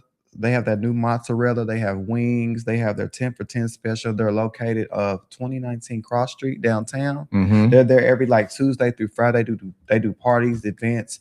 They pull up. So it's a to, food truck? Yes, they pull up to football games. They pull up to different gatherings. They actually was there at my birthday block party last year. Okay. So yeah, and it's Wings owned by Express. and it's owned by Derek Blake and Stefan Petty. All right. Here's a Okay. picture of the wings. Okay. I tried to tag them, y'all. So if y'all in here in the comments and y'all got their page, tag them because my personal phone died. I tried to tag them in here. All right. Again, and if you want Tristan to highlight your business, hit up Tristan Hobbs. Just go to his inbox on Facebook. He's tagged on the live, or send an email to UTB Podcast. And I left out the LR. It should be UTB Podcast LR @gmail.com. I need to correct that. UTB Podcast lr@gmail.com. Send us a flyer, send us how long you've been in business and all of the appropriate things about your business so Tristan can highlight you. Okay. All right. We are keeping with this Father's Day tradition all day. So our Ask UTB question, if you want to us to give you relationship advice on the go, also that same email address, send a question to UTB podcast, lr@gmail.com. Now this one that we're talking today, our Ask UTB question today is called My Son's Biological Dad is Dying. Here he goes. Happy Father's Day. I'm entitled in this video, My Kid's Dad is Dying. So I have a 12-year-old that I have been trying to cultivate a relationship with his biological dad. I've been trying to do that since birth. His dad has been in and out of his life. His dad has provided child support, but his dad has not consistently been in his life to gain a relationship with my 12-year-old son. I'm married and have been married, and my now husband has been in my son's life since he was 3. And he has taken up time with my son and filled the void of his biological father. My son and my husband have a great relationship. In fact, he calls him Dad. Just as of recently, my kid's dad was diagnosed with cancer and has less than a year to live. He is called now wanting to have a relationship with his kid, with my son. But my son does not want to have a relationship with him. My son feels like he doesn't know him. He's kind of missed that opportunity. He has, in the past, called him and asked him to come to sporting events, basketball games, and he's lied and said he was going to come and never showed up. So my son does not desire to have a relationship with him. My husband and I think that we both think that it's really important, even though he's dying, for him to spend his last days knowing his dad. So should we make my son go with him to try to get to know his biological dad? Or do we tell the biological dad that the son does not want to go, and that we're not going to make him go to spend time with him? What should we do? All right, y'all heard it. It's Father's Day. Recap. Son, I guess, is 12. I think that's what she said. Mm-hmm. He doesn't have a relationship with his biological dad. He has a relationship with her husband. The husband has been in his life since 3 years old. Has a great relationship with the husband. He calls the husband Dad. Obviously, the dad has been there. His biological father has been diagnosed with cancer and is given less than a year to live. He now wants to have a relationship with the son, but the son is not really feeling it. Do the mother and the father make him try to cultivate a relationship with the dad? Who wants to go first? I'll go first. Okay. 12 is the new 15 in 2026, but however, I feel like 12 years old is still a kid, and I feel like that's not of age to be making that type of decisions, because right now the kid is making decisions based off his feelings, and when he gets older, he might not feel like that. He's like, damn, I should have got to know my dad. So I feel like as a mother, as a parent, they should step in and make that decision for him, because he is not of age to make that type of decision. In my eyes, you're gonna feel like he's still young. Like, you're mad right now, and I feel like as a parent, you should want him to see his body, at least have some type of memory of him. Even though he has a dad now, I feel like it's up to the parents to do that. I would do that. Before we get to your comment, Pran, let's get some of these comments. Marcella Town Winston starting there first. Marcella says, no, don't force it. Just pray over the situation, and prayerfully he will come around before it's too late. Okay. Monica Janae Hi, cousin. Ellis says, if the son is old enough to make the decision, that is his decision. Do not force him. Kareem Jared is saying, I personally don't think people should let kids of that age make the decision. that's what Tristan said. I agree. All right. Leah said, make him go to the dad. More than likely wants to apologize before he exactly. dies. Okay. Monica. 12 to 13 kids are able to make decisions to go stay with the parents. He's old enough to decide because the court says that, I think. 12 and Patricia? 13. No, don't make him. All right, Prin, you got everybody's comment. Mhm. What you thinking, Prin? Me personally, I can tell you I probably wouldn't make my child just because of how I am with my kids and how I am with absent parents. But I do recognize in choosing that decision that there could be consequences later because a 12-year-old mentally can't really, it's like almost a kid throwing a temper tantrum. I'm mad. You haven't came to my games. You haven't da. And no, I'm going to make you mad. I'm just not going to come see you. I got a daddy, right? But I think sometimes, especially because it's a boy, there will be a time in his life that he might wish that his Yes. mom had made him go. Yeah. So I'm kind of torn with it. Me personally, I can tell you if it was me, I wouldn't make my kid go. That's just the relationship I have with my children. Good. Yeah. But I can say I can see why someone would. Okay. Well, and I agree with Tristan, but I'm Yeah, I probably just don't gonna want do. you growing up having these daddy issues. Oh yeah, I don't want him having that. I wouldn't want my kids. I know it sounds funny coming because I don't have one. I wouldn't want my kids growing up scarred. You know what I'm saying? No type of scarring. I would want you to face your problems head on. That's why I would treat my kid. But You the know what I'm scar saying? is there from him being Yeah, I absent. know the scar is there, but them talking could put some cream on it or whatever. It's kind of You know what I'm selfish. saying? It's kind Yeah. of selfish though. It's You ain't not, held me down. What Anthony was and saying, he now would that say, you what would Jesus dying- do? Look, Oh, Lord. no, it's the thing. You ain't held me down, and now that you dying for your peace of mind, Yeah. you want me to Tristan, come. do this. Redo this thing and put it up. Readjust They- that and I lift it feel up. like No, you listen, can't hear me. Listen, no, they're saying I'm getting text messages. You need to check your vocals.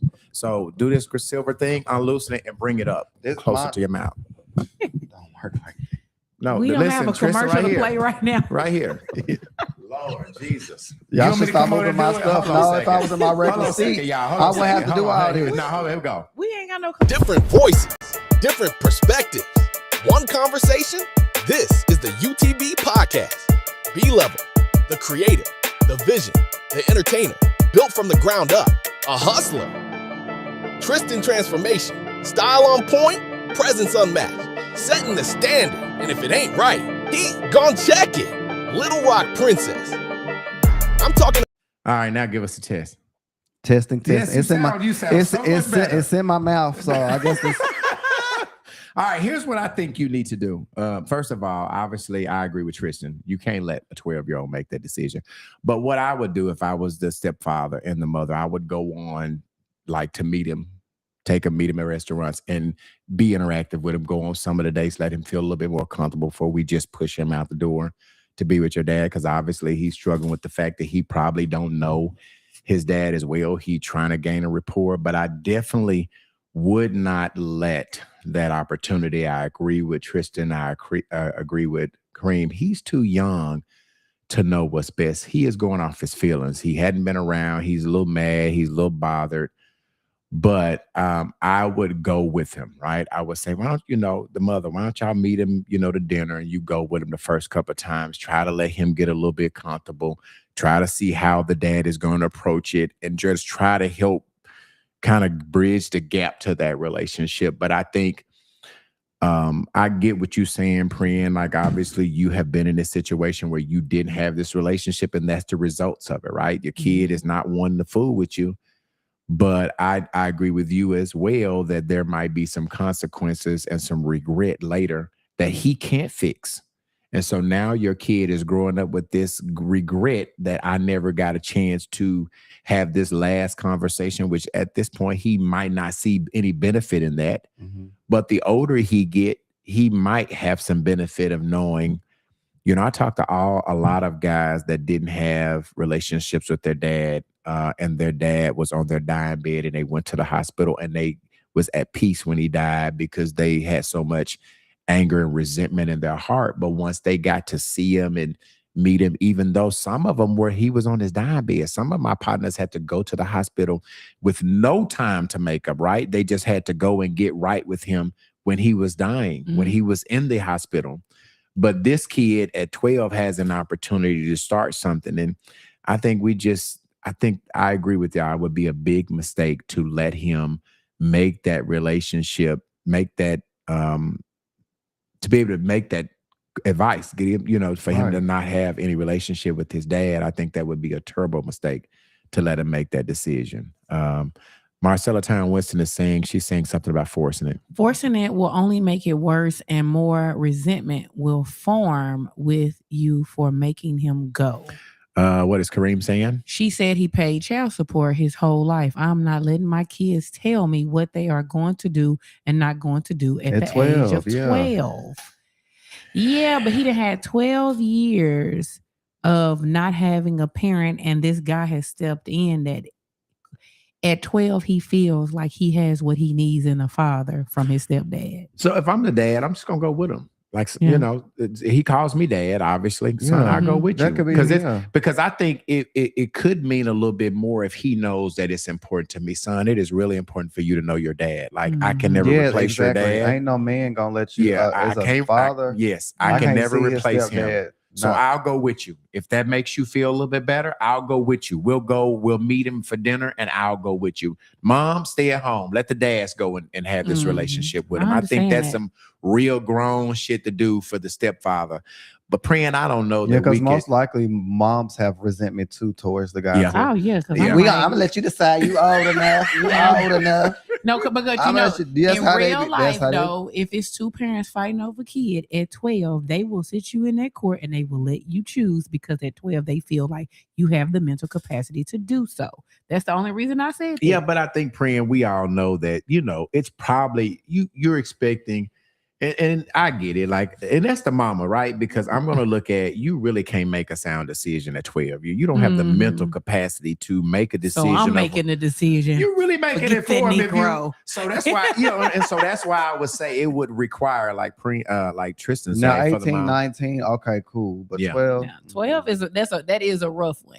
It's a rough one. you But ain't even got your there's mustache no yet. handbook for parents. No, Let's right, just- you're so right. like I said, like I said, I wouldn't make mine. And I'm Yeah. okay with that. I Yeah. ain't nothing to it. 'cause And it who- ain't no wrong Yeah, answer. I don't yeah, think that there yeah. is a wrong answer. I think, No. the mother is looking for advice, should she, right? And I think I'm she got I'm a lot of saying, different opinions. didn't she? Patricia is saying with you. Now I do see Marcella saying, both of them are saying don't force him. Yeah. So y'all are kind of siding with the 12-year-old. A little bit of that, like Tristan is saying, is because y'all have had the benefit of you doing it all for 12 years. So he been Y'all so look all mad that's too. all emotional Y'all too. look mad too. so, Right, yeah. You know what I'm saying? yeah. Kareem is saying what? Tristan took the words right out his mouth. Right out It's- of my it's- mouth. No, Tristan was Yeah. saying it's a little Yeah. personal for the mother. Yeah, Yes, because it's- you I ain't feel- did nothing. yeah. Now you dying. You want us to feel Yeah, sorry. and I for didn't you. get a little child Holla at support. them in the afterlife. Yeah. I So I'm just playing. No. So two of us, if you're listening, ma'am, two of us are saying go ahead and try to figure out a way to, force him to go see his dad. Praying It's as a Father's mom. Day, damn. Y'all ain't got no type of Praying as a No. mom. Praying says she's not gonna make him. So I don't know. You have our opinion. Again, if you want to put a relationship, get a relationship advice on the go, email your question to utbpodcastlr@gmail.com. Now I know Tristan is going to, but Jayla had 7 call-ins today. So she is Jayla? not Jayla. Yeah, she could not be here. She had 7 people call in to work. And so. Interesting. Go ahead and read Well, she- Marcella Town Well, with she want to report my shit, but she ain't here. All of my business. You on vacation Marcella. looking at my life. Marcella says just because you're the parent doesn't necessarily mean you make best decisions because this child is already scarred and now you want to cut him more. Well, Marcella, and I guess my thing is, how bad is it gonna be if the kid go spend some time with his dad? It ain't gonna kill him. Like, you come don't know. on, This kid You might talking be about scarred. Come this on now, kid might Priyan. be a kid off principle. Praying, come on now. I think that's some bullshit. Come on, Marcella Town Winston. That's not gonna scar that boy to let I'm- him go. How bad can it be that we ain't asking you to move in with him, I'm right? telling you, mine better hope he don't never be in this position. It's we crazy. ain't even coming to the funeral. I'm telling you right Oh, my now. goodness. I'm telling you, keep the same energy you have for the last 24 Well, years, bro. I mean, That's what I'm gonna be like. I understand Marcella Town Winston saying don't scar him, but I'm saying I don't think it'll be bad a scarring if he goes to start maybe going to dinner with them And, we can work our way. We got to start somewhere, right? It Mhm. might not be he's spending the night and going along with the dad alone, but it might start as, okay, the stepfather's going to come over and go, the mama's going to go. And then let's baby walks, baby steps is what they say. And then maybe he might feel comfortable, say, you don't have to go anymore, right? I can go with dad myself. You never know. But I would not be a great stepfather if I don't try to cultivate this relationship with this kid and his dad. I think I would feel pretty crappy. Mm. Like I said, what y'all be saying? Stand on it. Stand keep on that it. same Okay, energy. keep that Keep same that same energy. energy, baby. All right, okay, let's go to Jada with the T, where we're going to talk about Tristan stuff last. Let's go ahead and get her dropped in there. Let's get started. Started by the jealous It's my people punishment. and Breaking news right now. ABC News has just confirmed that Sean Diddy Combs was arrested tonight. These days I'm courtside with a mascot. You want I want my stuff like her. Get your motherfucking tea ready. Don't worry about it. I'm gonna I holler. don't I'm gonna holler at Joe G But I will spill the tea. over there at the underground. This is get my Jayla stuff with the laced tea. up. All right, Jayla is not here today, so we're doing Jada with the T for her. The first story that we're going to talk about, I don't know if you guys heard about a 1-year-old in Senatobia, Mississippi, was shot by a police that they were called to this Walmart. 2 people went in. The parent of this 1-year-old and a friend went in, and they were still in Pampers at a Walmart. And the Walmart called the police. The police came to arrest the woman, but in the process of them coming, the 2 women were running out of the store with Pampers. They jumped in the car, and there was some confusion about maybe she tried to back over the cop. The cop shot. We don't know if the car was coming toward the cop. Some say that the car was trying to get away. However, the cop shot at the car, and the bullet hit the 1-year-old kid in the front seat and killed the kid. And this is right here in Mississippi. Let me play this video. We'll come back and we'll talk about it. After a shooting involving law enforcement in North Mississippi left a 1-year-old little boy dead and a woman in critical condition. Family tells us 1-year-old Cohen Wiley died after police shot at the car he was in yesterday afternoon in the Senatobia Walmart parking lot. Tonight, the Mississippi Bureau of Investigation, who is now handling the case, says officers were initially called to the store for a shoplifting call. WRAG Shay Arthur is live tonight with the very latest on the case. Shay. April, really, it seems like so much of this case could rest on what is seen on video. I have to tell you, I was in this store just a short time ago. There are surveillance cameras everywhere. Out here in the parking lot, we're seeing it too. There are signs all over here in the parking lot at Walmart for cameras in use all over. This is, of course, where that shooting took place. Tonight, a family is grieving the loss of little 1-year-old Cohen Wiley. I'm just lost for words, to be honest. Everybody held accountable. Someone need to be held accountable for it. Cohen's family says he died at the hospital in Senatobia after he was shot, a bullet piercing the car he was riding in Sunday afternoon. You can see in this video at least one bullet hole in the front windshield of a car we spotted there at the hospital. The passenger side window also heavily damaged. Investigators with the Mississippi Bureau of Investigation say law enforcement were called to the Senatobia Walmart just after 2 Sunday afternoon for a shoplifting call. They say officers saw 2 adults and a child leaving a store jump into a car. As officers tried to stop that car, the driver drove in their direction, nearly hitting an officer. At least one officer shot at that vehicle. The car continued to take off, but arrived at the hospital a short time later, where Cohen died. This viewer video shows the chaotic moments after the shooting. she just got shot. As officers are seen running through the parking lot. This woman was at Walmart at the time. She says she saw the whole incident. She asked not to be identified for fear of retaliation. And I seen the officers take off running, not in the car, I'm talking about on feet. And these are the sheriffs and the police, and they're running through the parking lot. And I see the car take off, So I'm like, in my head, like, I know they're not chasing the car. They don't think they're gonna catch the car, literally.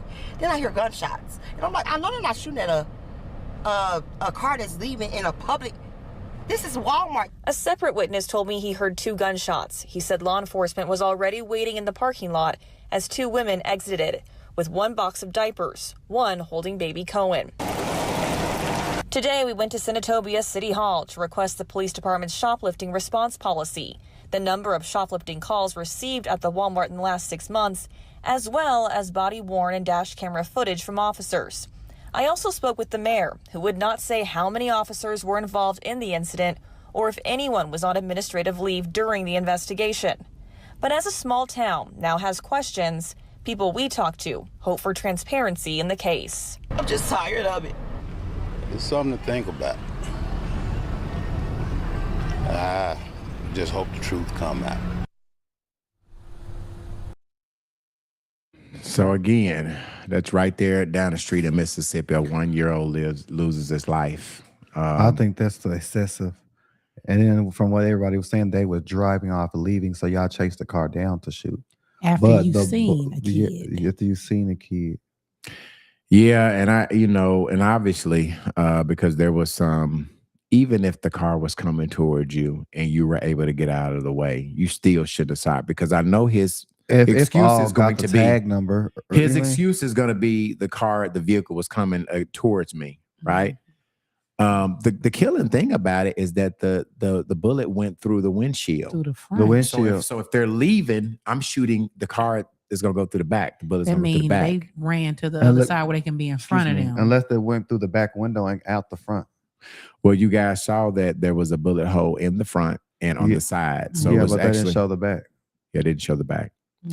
Well, I mean, obviously, a 1-year-old kid has lost his life. Do y'all feel like, because when they start charging people in the Mississippi, do y'all feel like the mother and the person that's living is probably going to be charged with the kid's murder? They probably are. A lot of times, if you're in a crime, or you're doing a crime, you're committing a crime, and something happens, it's probably going to be more of a negligence of a child. Oh, no. I had a cousin that died while he was robbing somebody, and his friend that was robbing with him called a murder charge. Yeah.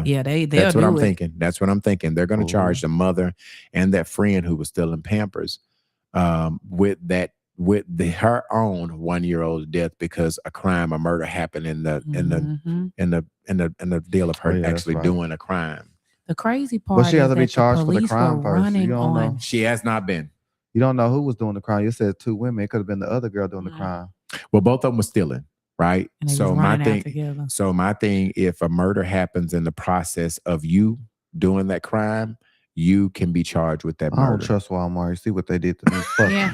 But you know what? But there's also another 'Cause why side you of wait- that, because what is the protocol for when there is a You supposed to stop. civilian in the middle of a crime too? Because you've seen a kid. So what's the police protocol? This is, first of all, she ain't shot at you first. Right. This is a shoplifting. What is that protocol when you see a kid in a car? I didn't know you can shoot. Well, again, he is going to say, if I guess the officer is going to say the car was coming toward him or he feared for his life.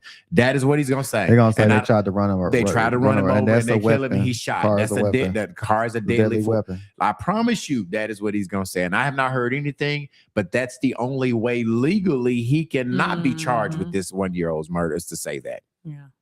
So anyway, we prayers goes out to this 1-year-old family. They have lost a kid. He is 1, and didn't have anything to do with the shoplifting and all. So prayers goes out to this 1-year-old family. The next story we're going to go to is, I don't know if you guys know, the Carmelo Anthony thing was a national-wide story. And this past week, the judge released when he was taken into custody and released the video that they showed in the trial.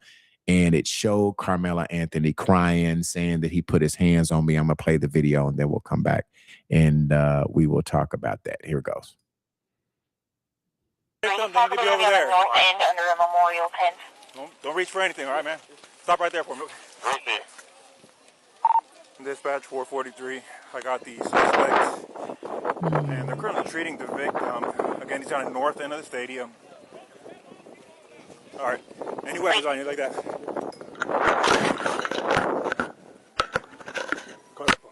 I'll look here. How long? You put his hands on me. I know I'm not. 4-4, copy. I'll be in route. Help me. Y'all back up a little bit. Come over here for me. Come over here. 4-4-7. I'm gonna put your handcuffs for now, okay, bud?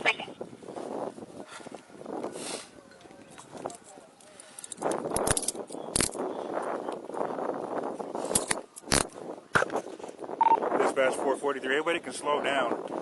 I got the alleged suspect in handcuffs right now, detained. Everyone else can slow down. Suspect detained in handcuffs. Hold on. You can open up the channel, and medics are clear to come in. Have them come to the northeast entrance. That's going to be a gate that's wide open there, and then you come to the victim from there. Received.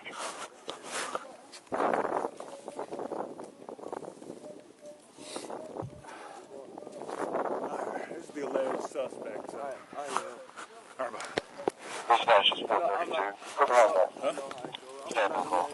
Okay. We'll figure that out. So nothing on your person at all? Nothing? No, sir. Mind if I reach in your pockets and stuff and all that? Nothing gonna stab me? No, sir. Okay. I'm going to be out with this as well. Received. I'm gonna be a little personal there, okay? Just to make sure. Okay.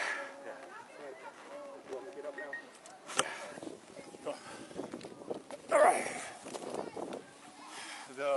The victim's going to be underneath that tent over there, so I'll get medics.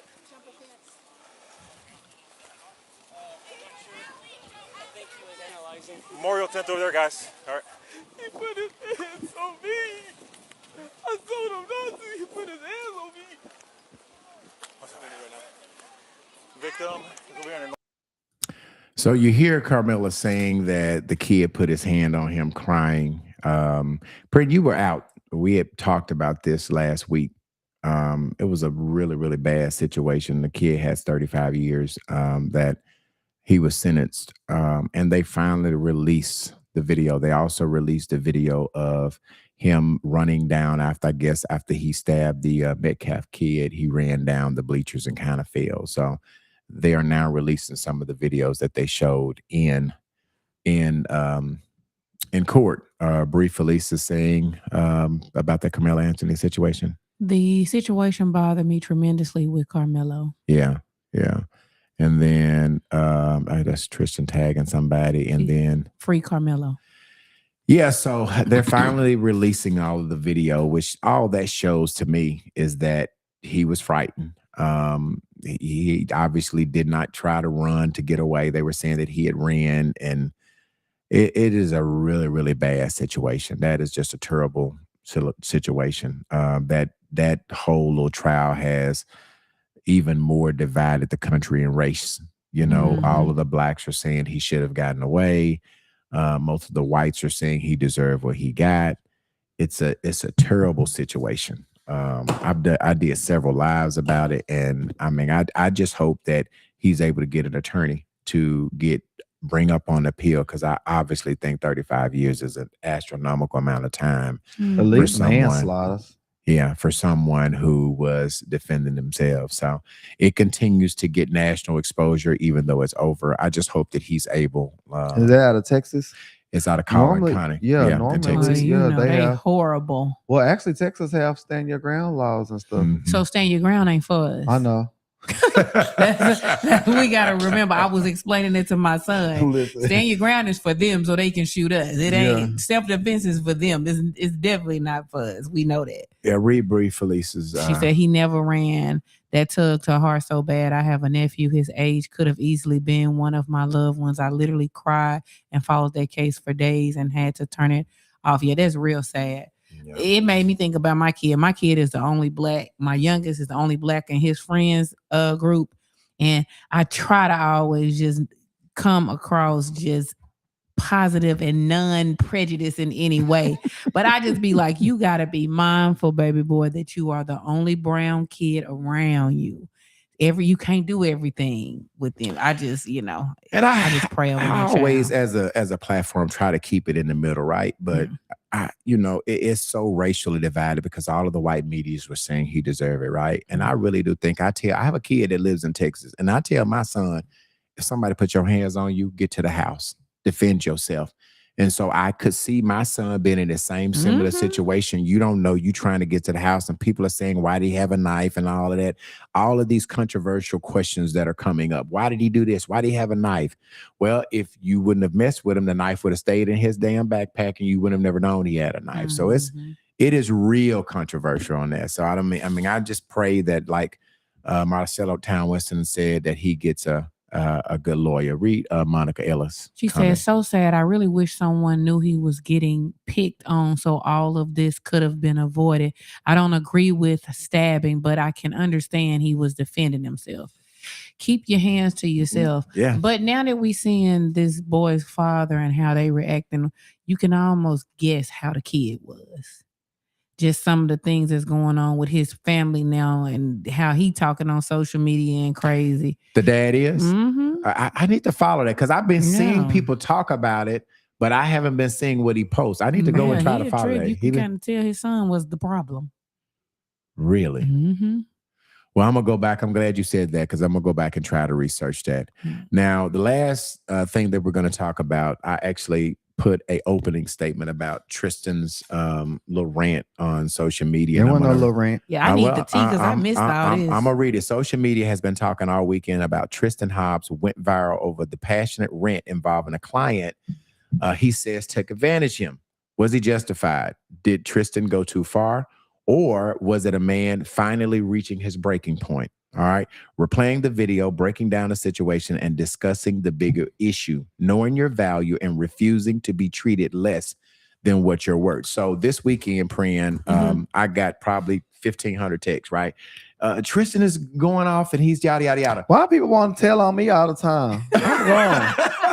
They calling Tanya, calling my mama. Yeah, so, but I'm one of these people that believe I'm never going to, because I believe that Tristan is grown. Tristan can express himself the way he feel needs. So I'm never going to call Tristan phone and say, get off the line, because that's Tristan, the way he wants to express himself. There's a lot of times, and I don't even know. I want to play the video and then I want to allow Tristan to What talk part you about. gonna play? I'm not going to play the whole. Don't It's- play when I was so- spitting and So stuff. I got 2 videos that I'm going to play. Well, let's read. They screenshotting stuff that I No. can't stand Okay, people. read the Collin County, Marcellus, before we go to Tristan. Collin County is the racist of them all. I agree. I know somebody who went through some stuff with him. He didn't have a chance here, and it's crazy that his lawyer never cross-examined any state witnesses. A plucking setup. Yeah, I Yes. agree with that. I ain't gonna lie. What is Monica saying? I'm screaming. Now he reached his breaking point. Okay, yeah, he did. All right, so I'm gonna play 2 videos. One of them's 2 minutes long, and the other one's 32 seconds long. I'm gonna play the first one first, and this will be Priyan's first time seeing it. Here we go. Tell you what she told me. She said, I don't want to think that I'm taking my frustrations out on him. I said, well, did you let him? Okay, so this is Tristan on the phone with his best friend Tanya. Yeah, I was during the live. Okay, during the live, I forgot I was on live. I was so mad. I was at the shop doing hair and got in the car so So mad. is that the shop Forgot- first? Yeah, I was at the shop first. Let I me got play in the shop car first then. So I didn't forgot I was on live. I promise. Let me do the shop first, and this is just 32 seconds of the shop because I actually, by the time I tuned in, you had already went all the way the hell off. So this is what I got. The shop first. Swear to God, everybody, motherfuckers be their worst motherfucking enemy. I'm tired of motherfuckers playing me like I'm a weak pussy or something. Stop fucking playing with me. I show up and show out for everybody. But who show out for me? But I'm still showing up for motherfuckers. Still doing what I gotta do for motherfuckers. Still showing motherfuckers I'm down. I'm tired of that shit. Mad. Oh my goodness. All right, now here's the when he was in the working truck. on the head. No, she did not. She was getting smart and getting an attitude with me, bro. My club even her. That's why I hung up. So I would cuss her motherfucking ass out because I do love for her. That's why I hung up the phone. And then she said she frustrated. She said because y'all supposed to be friends and y'all should be able to talk. And she said that you hung up in her face. And she said now she wasn't talking. She was acting like a princess talking shit. I ain't finna let nobody talk to me crazy. Shit, I don't want to talk right now. I'm mad. Exactly. So talk to me like you got some motherfucking sense. I ain't go to Facebook. I made a status about how I feel. Didn't even have nothing to do with her. I'm live now because I'm bad. I don't give a fuck. I'm live now because I'm bad. But then I just made a status because she ain't the only one to do that. The other bitch that go to the other girl did that shit too. I was talking about it as a hoe. But she made a whole status an hour before. So what the fuck is the problem?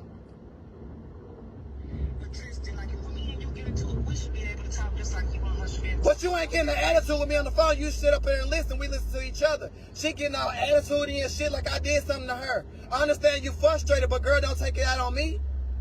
And that's what she said. She said, I'm frustrated. She said, I gotta shoot. She do me like that all the time. And I suck it up. But today I don't feel like it. She said she don't want you to feel like that. She taking her frustrations out on you. That's what she told me. I'm telling you what she told me. She said, the fuck? I'm tired of motherfuckers playing with me. Swear to God. She said, So Tristan, obviously, just so Hold on. you didn't see it. You No, didn't see it? no. First of all, the fact that Tanya is calming you down. Tanya was logic head on straight at this point. So Tristan, do you want to explain how this okay, happened? I'll explain. I'm not gonna throw no names out Yeah. there. This ain't what this for. Yeah. Okay, so I have clients. We all have high-end clients. I have high-end clients. I have rappers, aspiring rappers, people who cook. I have people, All business kind of clients. all kind of clients. Some of them can be, and it's some clients that I'm close to. Some clients I've been doing for 10 years. Some clients I've been doing for 20 years. I get close. Some of my clients are like family, but it's some. I'm gonna just keep it raw. It's just some people who have a diva too. Some people feel like they're above the rest. Some people feel like what they have going on it's supposed to be top They priority. feel like they get more privileged than the rest of the clients. Is that what you're saying? Maybe so. Maybe Yeah. that's what I'm feeling like with some of my clients. Not all of them. I do have a close relationship with my clients, but they don't act like that. Some clients that I have close relationship, they respect my hours. They book online. They don't try to friend zone me just to swivel in there. Like that's shit my family do, To but they circumvent the family. That's process. normal shit that family do. But it's just like Mhm. I'm trying to say it without being raw and uncut. Okay, so I just feel like I'm big at what I do. Prin, you big at esthetician. Brian, you big. Everybody know you for the clubs. You popping shit with the clubs. Mhm. Prin, skin. Tristan, hair. Tanya, hair. You know what I'm saying? Everybody got their own shit. She They got her own. lanes. The lady that I'm talking about, she got her own shit. Her own thing that she do. She's talented in. My thing is, this has not been the first time. Like I've moved my schedule just to accommodate her because I believe in her business. Just like I would do for Prin because I believe in her. Just like I would do for UTB. Just like I would do for Tanya because I believe in you so much. I'm gonna move my Sundays. This my sleeping day. I come up here every day for UTB because I care about it and I want to see win. It's because Right. I love everybody at UTB. I do the same thing with my clients. Nobody ever says I'm fake. Nobody ever says I don't have time for them. Only a few people says that when they don't get their way. And I'm tired of it's just like the way she talked to me. I ain't gonna lie, she made me feel like I'm not up to there where she is. It's been a couple of times where you book appointment, Prin shit. Me and Prin, we brother and sister on the podcast. Shit, she book her appointment. She don't call me. He don't even be knowing. She don't even be knowing. She book her appointment just like a regular client. You know what I'm Yeah. saying? Like I feel like I'm not respected as I respect her. You get what I'm saying? Like you made me feel like what I got going on ain't shit because I don't have 200,000 or 300,000 followers now. I had pages with 50K followers. I don't have pages. I don't lost them. You know what I'm saying? I'm not popular from followers. I'm popular because I'm talented at what I do. Mhm. So I feel like Tristan, sometimes when followers get to people's head, I feel like they use that like I feel like the Bible's like you doing something for me. That's what I was feeling. You making me feel like I'm not up here with you. You making me feel like it's been a couple of situations like I didn't go get her food from the food thing. Like it was just like it was giving me real diva attitude. Like I'm not your man. I'm your client. I'm your friend. I'm here for you. I've always showed up for you, even outside of doing your hair. I'm doing things that I'm not even getting paid to do because I believe in you. I have not got that reciprocated. Yeah, you do a few videos for me. We go viral a little bit, but that's it. I do way more than that. And it's like a couple of times you've been coming with your tripod and we doing content. I didn't ask you for the content. We just do it because we just naturally look good together doing content. It's just a natural thing we do. I didn't ask you for it. I don't want nobody ever to feel like I'm using them because everything that I got, everything that I'm doing it on my own. I got myself. I'm popular too. I don't need nobody to do content. I can go on Facebook Live right now, curse people out, shake my ass and get views on my own. I don't need help in that department. But this last time I was more frustrated because it's happened more than once. Okay, I've moved my schedule. I don't want to interrupt you, but I do want to take you back to what brought you to here. Yeah, I'm telling you. Like, let me get there. Like, so at this one instance, since like I've moved my schedule a couple times. That's like Prin coming to me. I'm trying to say it without saying people's name and stuff like that. So like that's like Prin coming to me. Tristan, I booked the appointment at 12. You didn't really book appointment online. Prim popular. She do her food reviews. Mhm. Oh, well, Tristan, I can't make it today. I got a appointment with Obama. So can you just, mind you, I done already moved my schedule to fit you in because I fuck with you. You did it again. You do it again. You keep doing it again. Not keeping in mind that I'm losing money, switching my schedule. And I'm even trying to go to out of state with you to even help you with your look. Just doing a lot of stuff that the normal stylist wouldn't do. Right. You know what I'm saying? Like I'm going above and beyond. But the first thing, you calling me at 4, what led me up, you text me at 4 in the morning and say, hey, my plane is delayed. I'm asleep at 4 o'clock in the morning. So when I did get up and see it around, you called at 7, I missed it because I'm in the shower trying to get ready for work at 9 o'clock. Mind you, I got my nephews there. I got my own shit going on. Mhm. You know, everybody got their own shit going on. So like the world don't evolve around you, and that's what it gives me every time. So I got there as soon as I put my client in the dryer. You know, print how I work, clean up, do this. Okay, let me answer my calls whilst I got her under the dryer. So I'm calling. Okay, she's stuck. Okay, let me call her. She ain't gonna make it at her appointment at 12 o'clock. Mind you, you didn't book online. I seen you made a status because I didn't go to your booking with you because I couldn't physically go. So she made a status when she got back. Who can do my hair, whatever. That was a little funny. I didn't feel offended. So I called. I said, girl, you know I could do your hair on the 19th. Girl, I could just squeeze you in between 12 and 3 because I fuck with her like that. Right. Like a little sister. I look at her like a little sister. So she did show up. The plane got delayed. So she texted me at 4 o'clock in the morning. I'm asleep. I don't see that. So I guess she was frustrated because stuff wasn't going her way. It's happened before, and I was always there to pick up the Well, pieces. see, that's why I got to stop. When you say she was frustrated because it didn't go her way, if whatever she had going on personally, it was other stuff that was going on that I didn't know about. Maybe somebody canceled her on her nails, Right. her flight got delayed, other stuff didn't have nothing to do with me. Okay. Your appointment's at 12. I can't control that. You're not Okay. here, so I'm going to go do something else to make up for the time. So I booked right. the haircut appointment. Baby, Okay. I got to keep me nice and fresh and tight. Right. So I'm a type of person that use my time wisely. Right. And before, if you booked appointments prior and never showed up, text me, hey, I can't make it. I'm not doing it this time. I'm gonna go get a haircut. I'm not waiting till Saturday to get a haircut. I'm trying to be outside, trying to get these hoes. Okay. So I told you. you calling me. I calling you. Hey, hello. What's wrong, baby? Like, what's wrong? You ain't gonna be here. You got my text message. You seen what's wrong with me? Yeah, you seen my text messages. I'm like, well, what's wrong? I see it says the flight is delayed. Mm-hmm. Okay, so what? Is she gonna do my hair or not? Like, I feel like that's belittling me. Like, you don't care what I have going on. And how the fuck you got a haircut appointment at 1 o'clock and you were supposed to be doing my hair at 12? I had an appointment. No, I was squeezing you in at 12. When I seen the message that you weren't showing up, I texted my barber and told them I can come early since you weren't going to be here. You didn't even let me get to the point where, like, bitch, come on at 4 o'clock, bitch, I'm going to tighten you up, make you look right for what you got to do. Bitch, I got you like I always do. That's what pissed me off, like I always do. So she wasn't listening to me. It was like, smacking. Bitch, fuck you. Like, that's, bitch, fuck you. Is you gonna do my hair? I don't give a fuck what you gotta do. Fuck your haircut. That's what it gave. My client seen that. My client is like, she's real to herself. She was like, Tristan, like, I'm so proud of you. That's why I come to you. I've been coming to you for 10 years. Right. Like, you have evolved. Like, cause when I first started coming to you, you would have cut that hoe. You would have did what you ended up So I'm doing. just like, so me, I love her that much. I hung up in her face because I love her that much. I didn't want to disrespect her. My mouth is foul. When I get mad, it gets real foul. I'm a sweet person, but when I get there, I get foul. So I hung up out of respect for her. So she made a little status, wherever, took it down. So what does the status say? It was people don't be there for them. Okay. It kind of just blew me up. It kind of just subliminal. Yeah, and then like you do it all the time, but like it don't bother me because you girl. Girls do that. They do that, so it don't bother me. I don't do that. So I made a status. You know what I'm saying? I made a status. So I did make a status, but it wasn't nothing bad. It's still up. It's just was like I'm tired of being like overloaded with stuff. People, transferring their bad energy on me because stuff don't go their way all the time, and I'm always the one getting the short end of the stick. It wasn't nothing bad, and this has happened before with another client. She has a lot of followers, like walking out on me without paying me. I have to call her.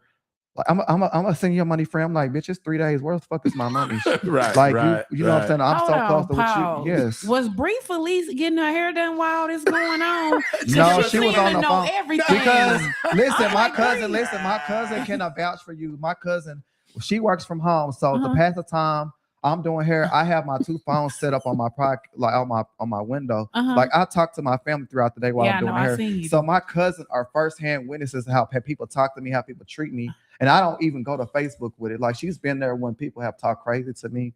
I've been so I've been nice. I know it don't seem like it from my live video. Like she's seen how people have treated me, and she's so Okay. mad she can't do the shit. So she gonna say something. Okay, You because know I'm what like, So she that's my got cousin. first-hand accounts. Yeah, I'm this is my reading. cousin. We She gon- feel like this my cousin. I can't even do this shit. Y'all got me fucked up. So she's been there to see how I've been mistreated, just really all my life. You know what I'm saying? She's been there to sing the shit. So we're gonna get to Bree's comments, but this is my so my feelings were hurt, and she made me feel like I wasn't like a great, you know what I'm saying? Like I wasn't popular too. I'm a popular hairstylist too. You make me feel like what you got going in your career don't amount to what I have going on. And that I'm hurt your like, feelings. yeah, like and you bitch, acted a fool. you behind coming to me, bitch, because I'm Tristan Transformation. I didn't start out for you. You started out for me. I've been doing your hair 10 years. So it's something you see in me to work. You want to book with me. Mhm. Like, and then like the reason why Tanya got it, because she called Tanya. I don't call her with my mess. I'm 36-year-old, a grown ass man, gay, sweet tank or not. Like, I'm not calling her with every little thing that's going on with me. Most of the time, it's people calling her, telling her stuff. Like, the only reason why Tanya got on the phone because she called her. Yeah, Tanya People- sounded like she was really trying to like. Yeah, because she ain't mediate. seen me like Mediate in a Tanya. People positive seen way, me. People yeah. seen me like this, but they haven't seen me like this in years. Like it takes a lot for me to blow up. So when I blow up, people are like, oh my God, let me go check on him. Because when I get mad. Like anybody can get it. Like I'm ready to swing on somebody. Like they can't control me, man. And I don't like to be like that. And that's where I would just said. I just feel like you don't give a fuck about me. And it's not the first time I am, and where I need to take accountability. That she's making me feel like this before. And this is not me bashing her. This is real shit. Like You I let it love her. glide. Like she said she done some things to me or said some things to me before. Like I'm Alfred off of Fresh Prince or something. Like she made me feel like I'm like her. I don't know. Like it's like she was making me feel like I'm not her hairstylist that supports. So she made me feel like, bitch, you my worker hoe, bitch. Bitch, I can't make it. Bitch, what you gonna do to fix it, bitch? Like that's how she made me feel. Like, and I'm at the end of the day, gay or not, bitch, I'm still a man at the end of the day. And my man side kicked in, like, bitch, I'm a whole man. Bitch, you gonna respect me. And that's just how I felt. Bitch, respect me. Have y'all made up? No. I was gonna ask him that. And then my girl still came and supported her. Like, you know what I'm saying? Like, I'm not no hater. Like, I still like the shit. Like, bitch, you just not getting your hair done today because until you fix your hair attitude, hoe. Like, that's just how I felt. So Tristan, do you feel like? And then it's like nobody can be wrong. And it's like when I get mad and blow up, I'm the villain. Like I hate being the villain. I'm tired of being the villain in my own life, in my own movie. Y'all not gonna make me to be the villain in my own movie. felt that way. Bitch, because I'm the shit too. Yeah, you the You main know what I'm character saying? in your own Yeah, movie I'm now. the shit too. And why I feel so strongly about that is because I grew up not feeling like shit, not knowing who I am, like not knowing where I'm supposed to be in life. So now that I'm feeling myself, bitch, you're not gonna downplay what the fuck I built inside of myself, bitch. You're not gonna downplay me, bitch, because you popping right now. Oh, cool. I'm proud of you, but bitch, talk to me like I'm popping too, bitch, because I have you popping for sure. And I know my worth, and you're not gonna talk to me like that. And that's just how I feel. And you've done this before, and you do this to everybody. I felt that. Do you feel, Tristan, that you give 80 and get 40? I do with a lot of things that Yeah. I do. Yeah. And that's why it hurts me so much. That's why I hold it in. And that's why I try not to get close to people. That's why when you called me to this podcast, I was like, bitch, I got to think about it, bitch, because I don't fuck with people. And when I truly care for somebody and they do me like this, it crushes me so hard. Because you know what I'm saying? Like it took me so long to find myself and to find out who I am as a person. You're not gonna make me feel like that person I used to be. You get what I'm saying? Yeah. Like, and it's really making me sad. Like, because you're not gonna take me back to that person I used to be. You're not gonna take me back like I ain't shit. Like I grew up not knowing who I was. Yeah. Like I don't know what I want to be. I don't know who I am. Like you're not gonna take that what I built with this hair shit, you're not going to take it away from me because I'm already feeling like I'm not where I'm supposed to be. I work hard every day, be level. I work 7 days a week. I be tired. Even coming here, I be dirt tired, trying to make people happy, trying to keep my clients in my chair, trying to do this. But the first time I can't do it and I'm tired on my feet, I done got sick before on somebody's head. Passing out, got to go to the hospital. Like, I feel like I'm supposed to be farther. I'm not supposed to be behind the chair. Like, I put in so much work, even help people to get where they at today. And I have never got a knowledge for that. So like, I feel strongly about my opinions, bitch. And I'm tired of people doing me like that. And you reach your breaking point. Clearly. Well, and the one thing that I do know, and I always say everything. Like, you're not going to tell me I'm unprofessional when shit don't go right, when I'm mad and want to call you a bitch, or that's my time. You know what I'm saying? You're not going to call me up because I'm professional with my clients. The people that I have been coming to me for years. Like literally, and they've never said that. Now I might have my days with my face fucked up because I'm a Gemini, but I just have a rested bitch face. But if you meet me, I'm a sweet person. And you are very professional and about your business. Yes, and That I love can everything account for. about hair. And when I get to the point where I don't want to do hair, hair is supposed to be fun to me. Hair is what releases me. Hair is what found me. You get what I'm saying? I found myself in hair. So like, even print, you ain't got to do all them braids. Yes, print, I want them neat. It's like hair is my thing. That's what I found in myself to get me to where I am today. So you're just not finna dummy me down because bitch, you popping right now. Bitch, you fuck what I have to do. You know what I'm saying? Then and to assault to injure, you were supposed to be one of my models and you didn't even show up for me. But I'm always showing up for you. You know, I just thought about a whole bunch of shit. When I get mad, I think about shit that happened in 73. You get what I'm saying? Like, and then like one biggest pet peeve, don't call my best friend and do not bring up no feud I had with my best friend in 1983.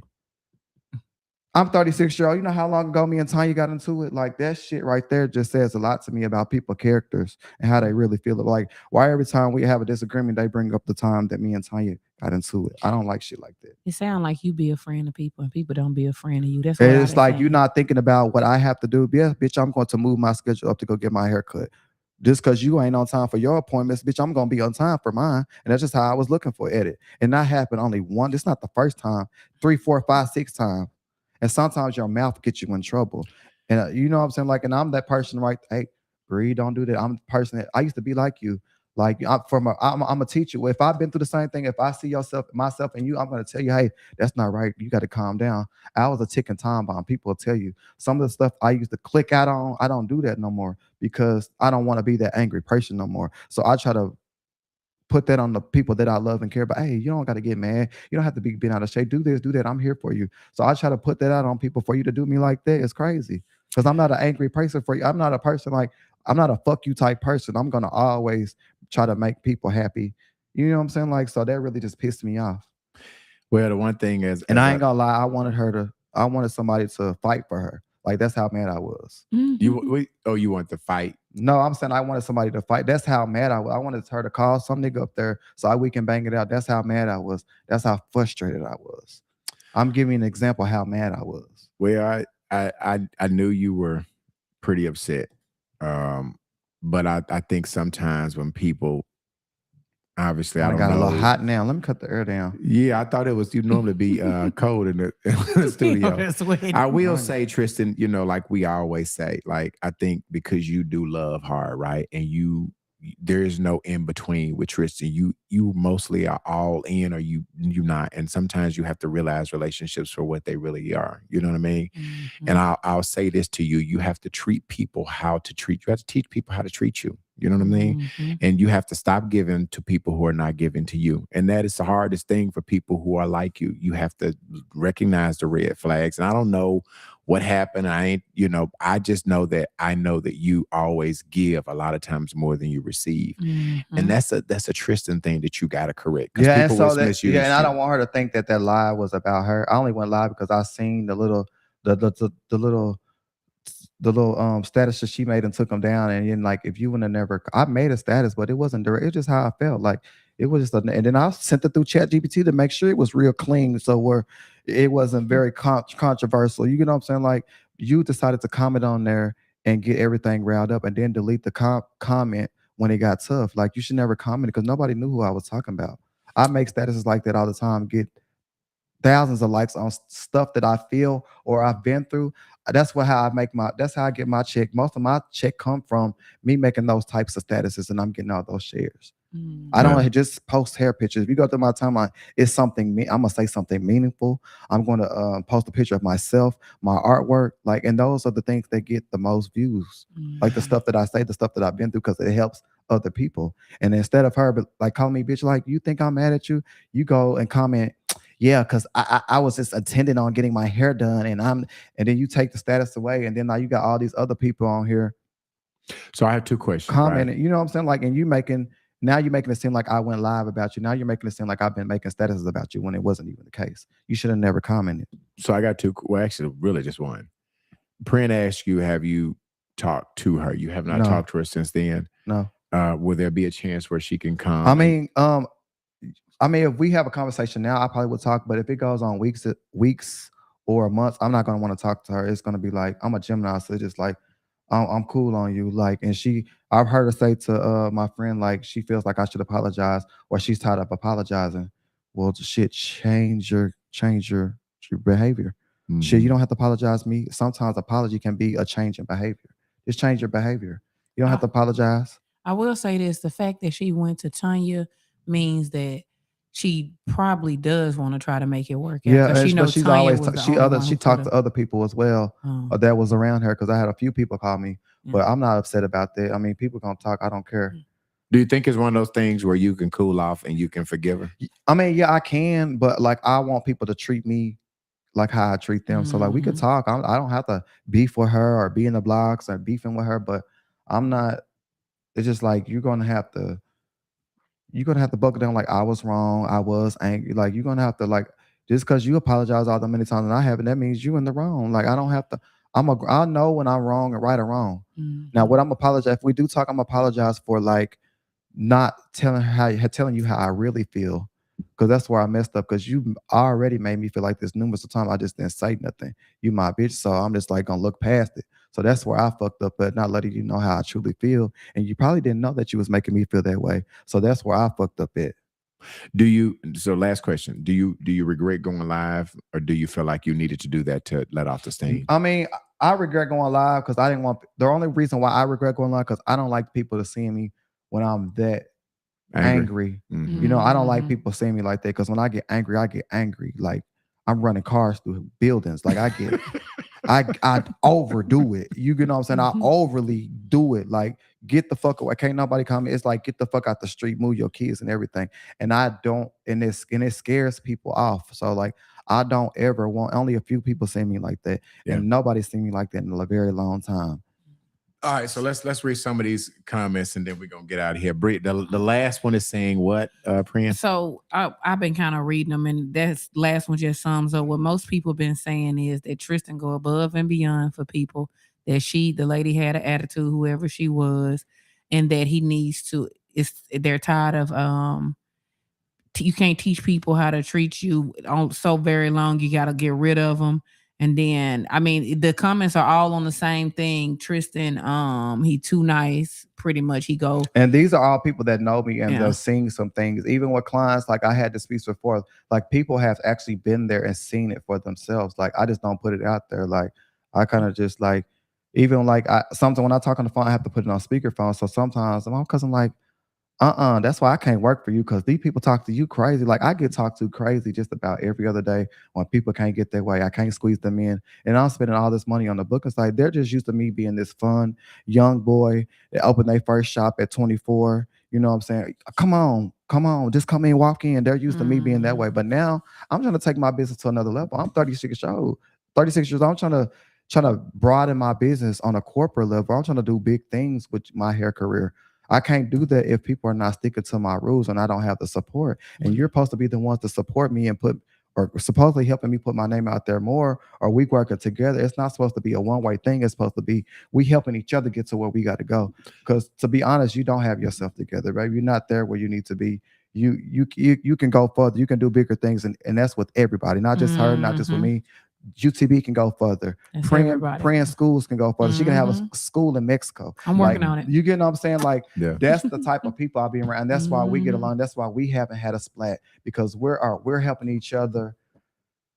You know, we're helping each other. You get what I'm saying? It's all a mutual thing. It's not, it's not Brian. Brian don't act like that with me. Like this nigga own clubs. Like I'm trying to own me a little LGBT club. You know what I'm saying? Like we can all learn from each other.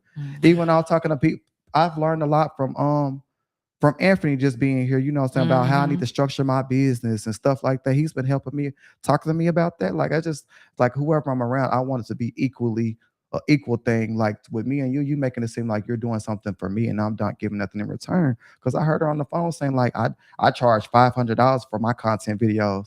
And it makes me like, oh, you think I want some views off of you? You know, you make me feel like, you, Brian, broke me down a little bit. You think I need you? No. This is something for us to do mutually. Like I can get anybody to do content and shake their ass. Yeah. The moral of the story, you said that now I know who you're talking about. The moral of the Yeah. story is you want people to treat you like you treat them. Yes. All right, and this And is that the ain't last wrong. thing. We got to go out on this. If she was watching today, what would you say? If you know she's watching, what words would you say to her? I would say I believe in you. I love what you're doing. I love I love anybody who's trying to make it out from where they came from.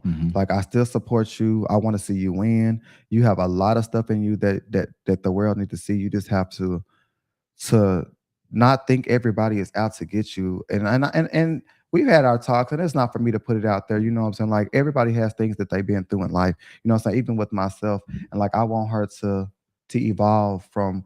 I want everybody to evolve from what they've been through. Like I've been through. I don't share stuff with her about me. You know what I'm saying? Like I want her to evolve. I don't want her to think like everybody's out to get you.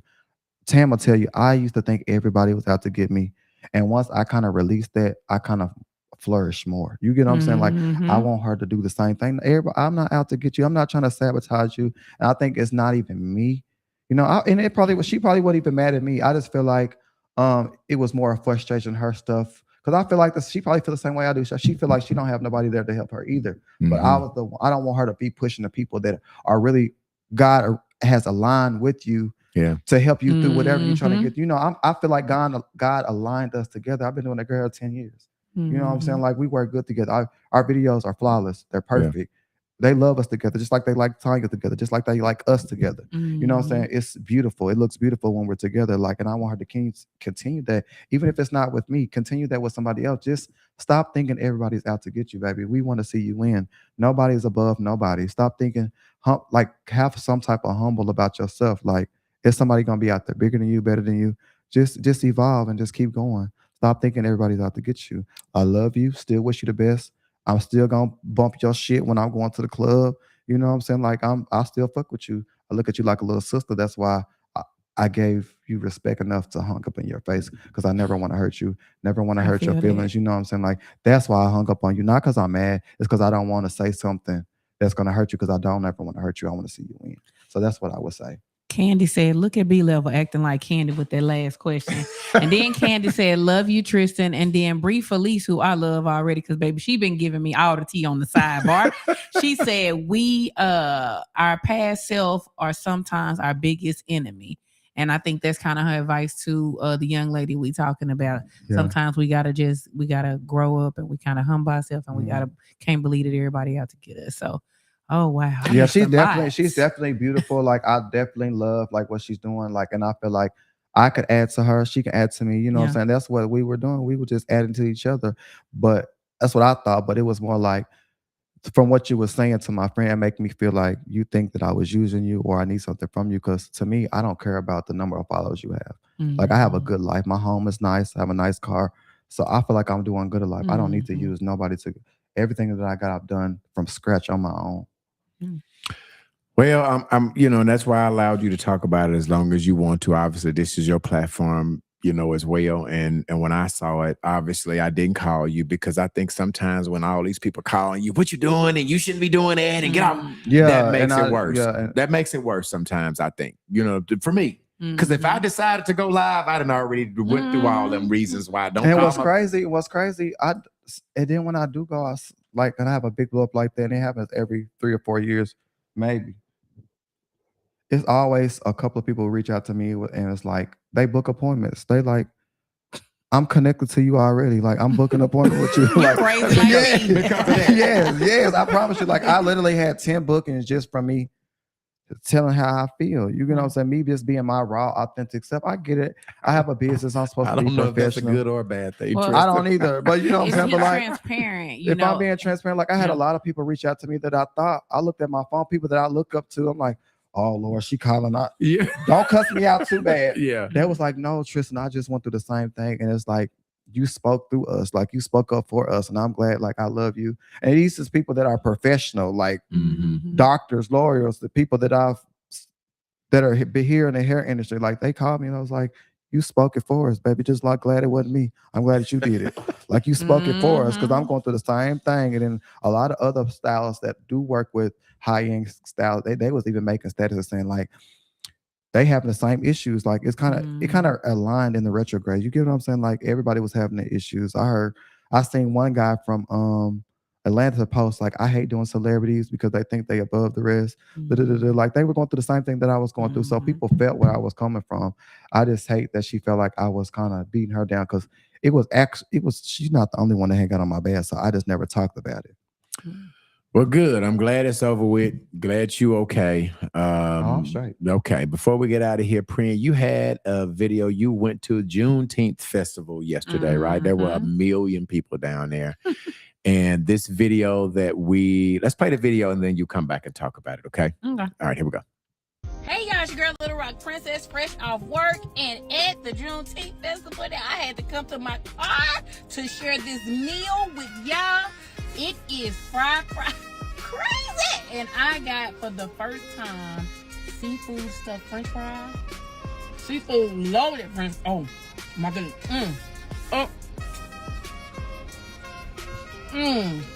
There's like a hint of sweetness right behind a seafood kick. Oh my goodness. And honey mustard wings. I only got 6. Probably about to run back over there and give me 6 more. Now y'all know, I ain't never lied to you. I ain't never steered you wrong. Make sure you let Fry Crazy know Little Rock Princess sent you. All right, so who was the food truck, Priyan? Fry Crazy. I love, that's my 3rd time getting them. I got them at the first food truck festival. Then I feel like I drove to either Jacksonville or wherever they be and got them because it was so good. And then I caught them yesterday at the festival. Yesterday was my first time getting a seafood loaded fries.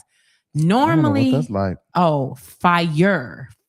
Had shrimp in it. Shrimp, crab meat, some type of cheese. Cheese pool was crazy. I didn't get to get that on camera, but it was so hot I had to run in my car so I could eat it. I didn't want to eat it out. It was too hot for me. Too many. The heat waves was something, right? But their Philly cheesesteak loaded fries is my favorite. I have never had anything like them. They are amazing. I love them. And they don't have to tell me to do this. They don't even know who own it. I really love that truck. When I seen it, I committed to that line because I was in that line for about an hour. Did it take a long time? Okay, yeah. An hour, but the wait on the food was 15 minutes once you got your order in. But yeah, it was good. So if someone wants you to come, how do you do it if somebody wants you to come do a food review for them? Do you take recommendations or what's going on with that? So yeah, a lot of times people will tell me where to go. I have a whole bunch of inboxes of places they want me to try, but honestly, I haven't done review. I've slowed up on the reviews. I've actually been trying to lose weight. So don't nobody send me no place. I'm just, if it happens, it's God's will. I had 3 chins. Now I only got 2. I'm trying to get down to 1. So don't send me no suggestions, people. I need to review something else. Okay. Like hair. This hair is from Denisha McEwen. Good hair. Okay. That's what I'm gonna start reviewing. Hair next. Okay. All right. So Priyan she owns, y'all don't send her no food reviews. She gonna do something else. Okay. All right. And so you said you don't know the name. What was the name of the food truck again? Fry Crazy. And I think it is Black owned. It is Black owned. Cool. Well, listen, I think we've gotten through everything. Jayla is in the comment. Tristan, what do you have to say to Jayla? Jayla's in here talking about what's up, y'all? Hey, Jay. And Jayla was down here somewhere when we was telling your story. You say what? What'd you say? Fine in Miami. Jayla had 7 people to call out on her today. So she, you got to do it. She is a supervisor, so when them people don't come in, she got. I know how it be. You see, Anthony ain't here. See what I got out. She figured out. I ain't tried to get in. Probably Anthony lying about it. I had 2 call-ins today. Yeah. So I feel you. All right, don't forget tomorrow we have the brand new edition of our sports podcast, LaCheryl Harris. It's going to be her first episode in the lead chair. She's going to be the lead host for the UTB Sports. It's going to debut tomorrow at 7:30. And then Wednesday, I am talking to Kendra Pruitt with Solution Seekers. Love her. You know Love Kendra? Her. Kendra is a boss. Kendra is a boss. So we're gonna Real get into what she's been doing. She was, I think she was Mayor Frank Scott, chief of staff for a little while, and then she's opened this business. And she's also from my dad's hometown. Really? What time is that? Newport, Arkansas. Newport. Okay, so she's going to be on the platform Wednesday at 7:30, and then last but not least, the podcast with Scott Hamilton, Scully McCullen, and John Coleman, the Politics Podcast, is on Tuesday. All right. So again, if we don't have any other order of business, we got out here. We kept y'all a little late. We had to help Tristan through his little situation. Listen, y'all, I'm growing. Look, I just needed to they kind of just listen. Don't judge me. I'm still that nigga, okay? we Tristan, we still praying for you. And if don't nobody else love you, UTB love you. We So sure listen, do. yeah. God's still working on me. He's steady patching me up. All right, y'all. We're gonna let Priyan take us out of here. We'll see you guys next week, same bad time and same bad bad channel. All right, y'all. Good night, y'all. Had another rough conversation with the voices in your head.